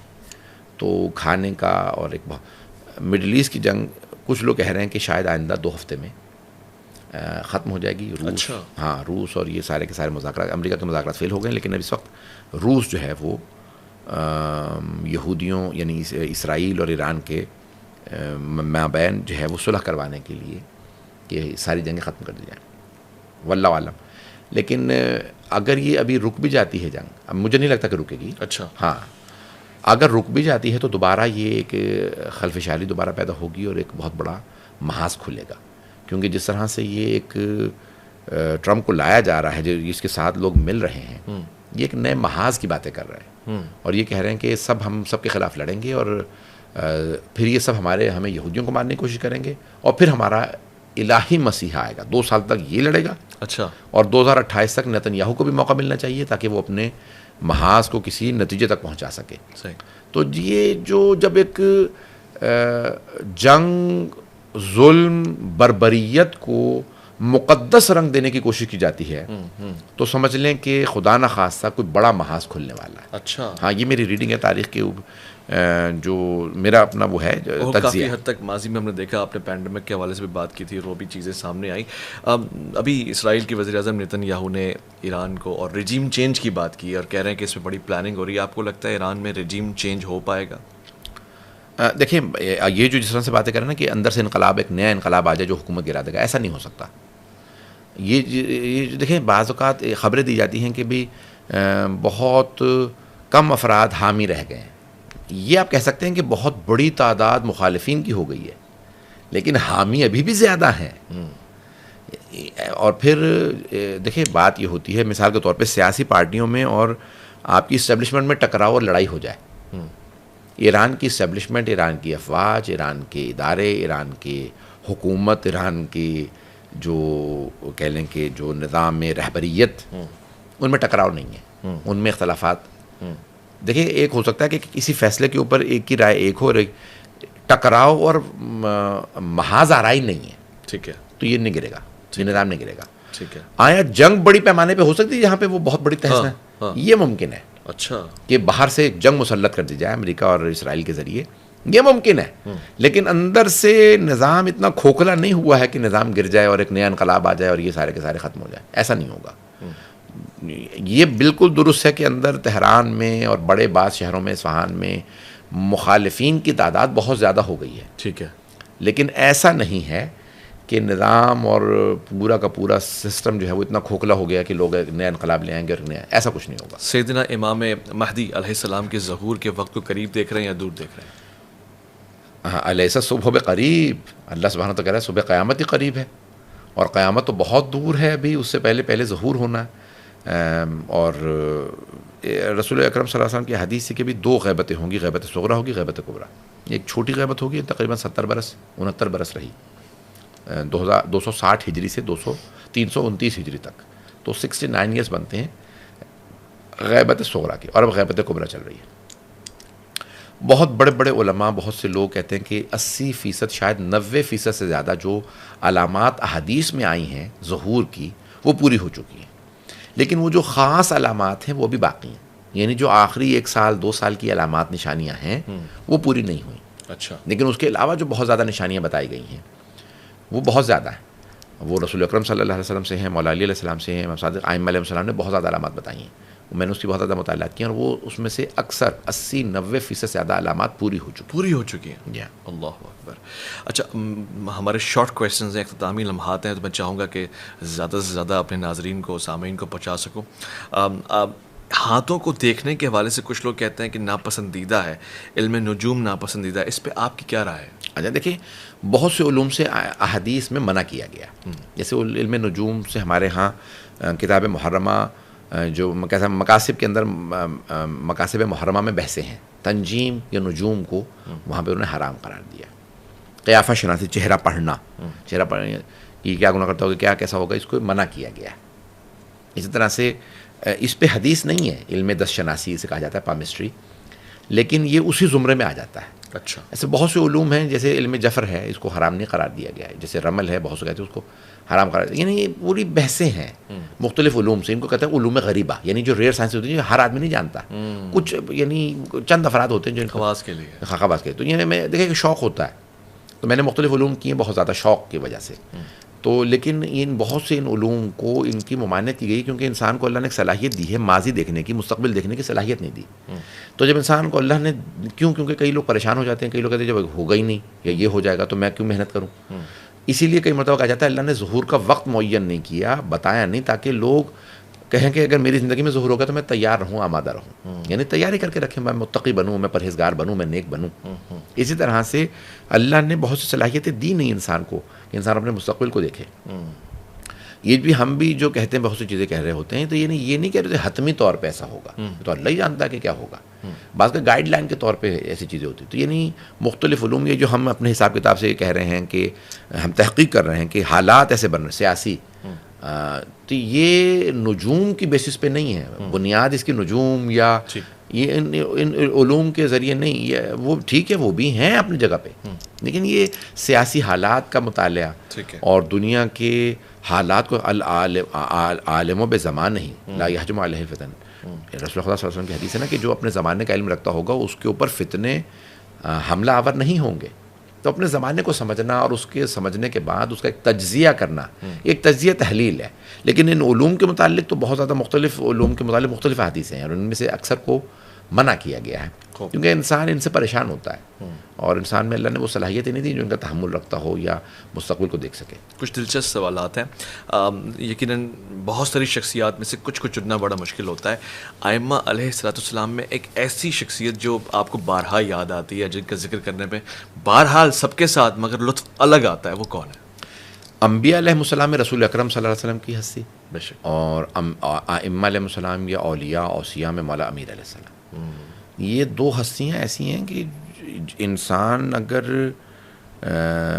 مجھ جیسا حقیر اور ایک نادان، ناسمجھ اور جاہل، مجھ جیسا ہی آدمی ان شخصیتوں میں محو ہے کہ میں ڈوبا ہوں، مجھے ابھی تک سمجھ میں نہیں آیا، جتنا میں جانتا جاتا ہوں، جتنا مطالعہ کرتا چلا جاتا ہوں، اتنا انہماک اور اتنا گہرائی، اتنا زیادہ دلچسپی، اتنا زیادہ شوق اور ہیبت اور ان کا جلال اور انسان کو ان کی عظمت کا احساس ہوتا چلا جاتا ہے، تو یہ میں سمجھتا ہوں کہ اللہ کے بعد رسول اکرم اور حضرت علی السلام سے عظمت ہے۔ صحابہ کرام میں سے کسی ایسی شخصیت کا نام بتائیں جس کے لیے ہم کہہ سکیں آپ کے فیوریٹ صحابی ہیں۔ ویسے تو حضرت سلمان فارسی رضی اللہ عنہ کہ ان کا علم، ان کی معرفت، اور رسول اکرم صلی اللہ علیہ وسلم کہنا کہ ایمان کے 10 درجے ہیں، 10 کے 10 درجے سلمان نے پا لیے ہیں۔ بعد حدیث میں کہ اگر زہرہ ستارے پہ بھی یا ثریا ستارے پہ بھی جو سب سے دور ستارہ ہے اس پہ بھی ایمان ہوتا تو سلمان وہاں سے جا کے لے آتا۔ اللہ اکبر۔ تو حضرت سلمان فارسی کا اہل بیت سے قرب حضرت ابوذر، یہ حضرت سلمان، یہ بہت مقدس ہستیاں ہیں کہ جن کی قربانیاں بہت زیادہ ہیں، جنہوں نے رسول اکرم کو پہچاننے اور ان کو پانے کے لیے شیراز سے فلسطین اور فلسطین سے مدینے کا سفر کیا اور اتنے بڑھاپے میں بھی پا لیا. یہ بہت عجیب و غریب رتبہ ہے. دور حاضر کے علماء میں سے، مرجع میں سے سب سے پسندیدہ آپ کے کون ہیں؟ ویسے تو میں آغا بہجت سے بہت زیادہ ان سے متاثر تھا، لیکن اطلس ثانی ہیں، اطلہ خامنائی ہیں، آغا وحید خراسانی. آغا وحید خراسانی ایک ایسی ہستی ہیں کہ جن کا علم، بیان، تقریر، ان کا درس، تدریس قوم مقدس میں چھائے ہوئے تھے. ان کا بیان، ایک کمانڈ جو تھا وہ عجیب و غریب تھا. ان کا بیان، ان کی تقاریر اور ان کا بیان یہ بہت متاثر کن تھا. بہت زیادہ علماء ہیں، میں کسی ایک کو کہنے کے بعد کسی اور کو چھوٹا نہیں کرنا چاہتا. کئی مرتبہ ایسا ہو جاتا ہے کہ کسی ایک ہستی کو اگر آپ بیان کر دیں تو لوگ سمجھتے ہیں کہ اس کا مطلب ہے کہ دوسرے اتنی اہمیت کے حامل نہیں ہیں، جبکہ ایسا نہیں ہے. کچھ لوگ 19-20 ہوں گے، کچھ 15-20 ہوں گے، لیکن سب میں تفاوت ہوتا ہے. ہستیاں ہر زمانے میں کوئی نہ کوئی عظیم ہستیاں ہوتی ہیں. ہمارے علم میں ہے، اور اس لیے ہم نے آخر میں ان سوالات کا حصہ رکھا ہے، کیونکہ آپ کے چاہنے والے ہم سے پوچھیں گے کہ بھئی یہ سوال کیوں نہیں پوچھا. آپ نے پوری دنیا میں کہاں کہاں جا کے خطابت نہیں کی، محافل اور مجالس سے خطاب کیا ہے. سب سے بہترین مجمع سننے والے سامعین، ناظرین آپ کو کہاں کے لگے؟ دیکھیں، میں پوری دنیا میں نے سفر کیا ہے، اور آسٹریلیا، نیوزی لینڈ سے لے کے امریکہ کے آخر تک، افریقہ وغیرہ میں بھی، پورے مڈل ایسٹ میں، ہندوستان، برصغیر پاک و ہند میں، یورپ کے تقریباً اکثر ممالک میں، امریکہ کے اسٹیٹس میں، کینیڈا میں. تو لیکن ایک بہرحال دیکھیں، اب میں پوری دنیا میں میرے چاہنے والے ہیں، اور پوری دنیا سے مجھے یعنی لوگ اپنی پسندیدگی اور محبت کا اظہار کرتے ہیں. ایسا ہی. اور ہندوستان میں کسی لحاظ سے لکھنؤ، حیدرآباد یا بمبئی یا کسی بڑے شہر کو یا اپنی بستیوں کو، میں سادات کی جو بستی ہیں ان کو کم نہیں کرنا چاہتا کہ ان کا مقام. لیکن مجھے اتفاق یہ ہے کہ سب سے زیادہ پڑھنے کا اتفاق کراچی میں ہوا، اور سب سے زیادہ مجھے سامعین یہاں ملے، سب سے زیادہ مجھے محبت یہاں ملی، سب سے زیادہ جو مجھے موقع ملا تو لاہور ہے، اسلام آباد ہے، ملتان ہے، فیصل آباد ہے، پورا حیدرآباد ہے، پورا پاکستان ہے. لیکن اگر ایک شہر کہیں گے پوری دنیا کے اندر تو کراچی کو میں کہوں گا کہ یہ ایک ایسا شہر ہے جہاں مجھے محبتیں اور یہاں سے ایک شناخت اور ایک پوری دنیا کے اندر پہچان ملی. بہترین. چلیں، یہ تو آپ کراچی میں رہ کے کہہ رہے ہیں اس لیے سمجھ میں آتا ہے، جب آپ کراچی سے باہر جا کے بھی کہیں گے تو اور اچھا لگے گا. عرض یہ ہے کہ آپ کو دنیا کے دیگر مقامات اور جہاں جہاں آپ سفر کے لیے گئے بڑی معلومات ہوتی ہے، ایک ریسرچ ورک آپ کا ہوتا ہے. بارہا کہاں جانے کی خواہش رہتی کسی ایک مقام پہ؟ مجلس پڑھنے کے لیے یا زیارت کے لیے؟ زیارات کے لیے. دیکھیں، مکہ، مدینہ، کربلا، مشہد، ہر جگہ پہ مجھے ہے، لیکن نجف اشرف سے ایک مجھے یعنی واللہ عالم، لیکن ایک نہیں مجھے معلوم، لیکن ایک جب میں پہلی دفعہ بھی گیا تھا، صدام کا زمانہ تھا، تو میں زیارات پہ گیا، تو جب نجف اشرف پہنچا تو مجھے لگا کہ میں یہاں پہلی دفعہ نہیں آیا، میں یہیں سے کہیں گیا ہوں. تو ایک نجف اشرف، حالانکہ آپ جانتے ہیں کہ موسم اس کا اچھا نہیں ہے، پانی اچھا نہیں ہے، سختیاں بہت زیادہ ہیں، لیکن کہتے ہیں کہ نجف اشرف میں وہی رکتا ہے جس کا ایمان مضبوط ہوتا ہے. اچھا. امتحان و آزمائی کی سرزمین ہے، تو جو ولایت نہیں رکھتا وہ نہیں آ سکتا. تو نجف اشرف سے میرا دل کرتا کہ مجھے موت آئے تو نجف میں آئے، دفن ہوں تو نجف میں. تو ایک مجھے نہیں معلوم، لیکن ایک کشش ہے. حالانکہ آپ جانتے ہیں کہ وہاں سڑکیں نہیں ہیں، گھر ویسے نہیں ہیں، لیکن بس ایک حرم اور نجف اور وادی السلام، ایک نجف کا، ایک حرم کا ایک کشش ہے عجیب و غریب. لاکھوں کروڑوں آپ کے چاہنے والے ہیں، ان کے لیے آپ قابل احترام ہیں، مگر گھر میں بھی وہی عزت ملتی ہے آپ کو؟ عالم اور خطیب ہی سمجھتے ہیں، یا جیسے والدین ہیں یا عزیز و اقارب، وہ کس طرح سے پیش آتے ہیں؟ اتفاق کی بات ہے، اکثر لوگ کہتے ہیں کہ گھر کی مرغی دال برابر، لیکن میں گھر میں بھی مرغی کی حیثیت ہی رکھتا ہوں، دال نہیں ہوں. میرے والدین مجھے بہت زیادہ، ماں باپ تو محبت کرتے ہی ہیں، لیکن وہ مجھے محبت کے ساتھ ساتھ بہت زیادہ عزت احترام دیتے ہیں. مجھے تو نہیں کہتے، آپ کہتے ہیں. میری اہلیہ بیوی جو ہیں بہت زیادہ مجھے کبھی نام نہیں لیتی، مجھے ہمیشہ مولانا کہتی ہیں. میری بیٹیاں مجھے بابا کہتی ہیں، میرے سے بہت زیادہ عزت احترام سے پیش آتی ہیں. میرے دونوں بہنوئی، میری بہنیں میرے ابھی میں اپنی بہن کے گھر پہ ہوں. یعنی اگر میں نہ ہوں اور آپ ان سے پوچھ لیں تو یعنی یہ سب جتنے میرا خاندان یعنی مجھ سے محبت سے پیش آتے ہیں, بہت زیادہ عزت احترام دیتے ہیں. تو میں جانتا ہوں بہت سے لوگوں کے گھر میں یعنی کہ چاہے سیاستدان ہو, لیڈر ہو, عالم ہو, گھر میں عزت نہیں ہوتی, لوگ بہت برے طریقے سے پیش آتے ہیں. میرے ساتھ ایسا نہیں ہے, اللہ کا شکر ہے. میں گھر میں بھی محترم ہوں. یہ تو ہو نہیں سکتا عالم دین ہو, خوبصورت ہو, وجیح شخصیت کا مالک ہو اور کثرت سے اس کے رشتے نہ آئے, خواتین اسے رابطہ نہ کریں, ایسے میں کیا کرتے ہیں؟ میں نے جب شروع سے فیصلہ کر لیا تھا کہ بھی ایک ہی بیوی پہ اکتفا کروں گا, تو پھر میں نے دوسری شادی نہیں کی, اور بس یہی فیصلہ رکھا کہ زندگی میں میری دوسری بیوی خطابت ہے اور میرا چیریٹی ورک ہے. میں بہت زیادہ یتیم خانے یا تعلیمی کاموں میں مصروف رہتا ہوں. تو میری بیوی کہتی ہے کہ یہی ان کی دوسری بیوی ہے, یہی ان کی میری زندگی کا. تو اصل میں انسان اپنے تربیت خود کرتا ہے. تو میں نے پہلے دن سے فیصلہ کر لیا تھا کہ میں چاہے میرے ہاں بیٹا نہیں ہے, مجھے کئی علماء نے کہا دوسری شادی کر لیجیے کہ آپ کا بیٹا ہو جائے گا, تو میں نے کہا اللہ نے مجھے بیٹا دینا ہوگا اسی بیوی سے دے دے گا, لیکن میں دوسری شادی نہیں کروں گا. معاشرے میں آج بھی اس طرح کی حسرتیں ہوتی ہیں. مجھے خواہش ہے اور دلچسپی کا میں اظہار کیے دیتا ہوں کہ ابھی تک میرا دل بھرا نہیں ہے. میں جانتا ہوں وقت بھی زیادہ ہوا ہے, مگر میرے دیکھنے والے اس پروگرام کو سننے اور دیکھنے والے بھی یہی کہہ رہے ہوں گے کہ یہ وقت کسی طرح ٹھہر جائے اور گفتگو طویل ہو جائے, زیادہ سوالات پوچھے جائیں, زیادہ جانا جائے. یہ کسب علم ہے, یہ جاری و ساری رہے گا, مگر میں آپ کا شکریہ کیے بغیر نہیں رہ سکتا. آپ نے بڑی وسعت کے ساتھ میرے سوالات سنے, اور نہ صرف سنے بلکہ ان کا بہتر انداز میں جواب بھی دیا, اور بہت تحمل کے ساتھ ٹھہر کے سمجھا کے, جیسے کہ استاد کا رویہ ہوتا ہے.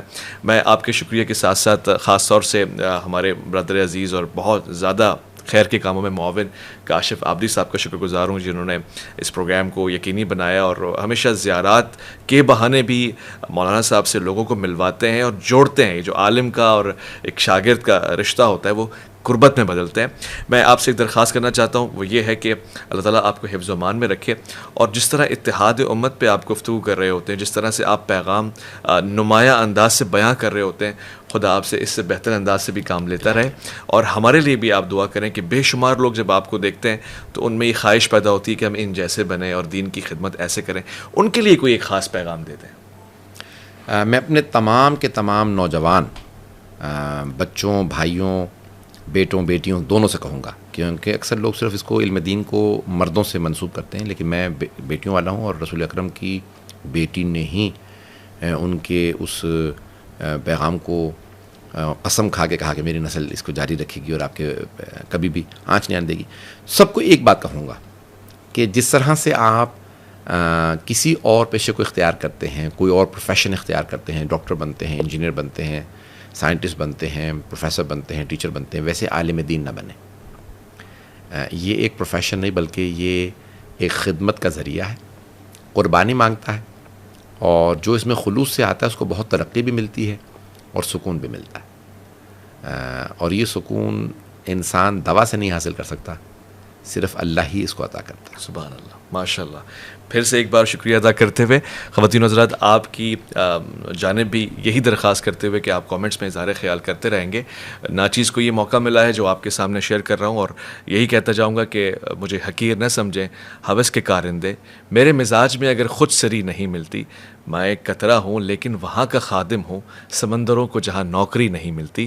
ہم دراصل جس پیغام کو پہنچانے میں کامیاب ہوئے, اگر صحیح معنوں میں وہ پیغام پہنچا ہے تو آپ کو اور مجھے مبارکباد. اور کوئی غلطی اور کوتاہی درپیش ہوئی ہو تو میں اس کے لیے معذرت خواہ ہوں. اپنا خیال رکھیں گے. اللہ کی امان.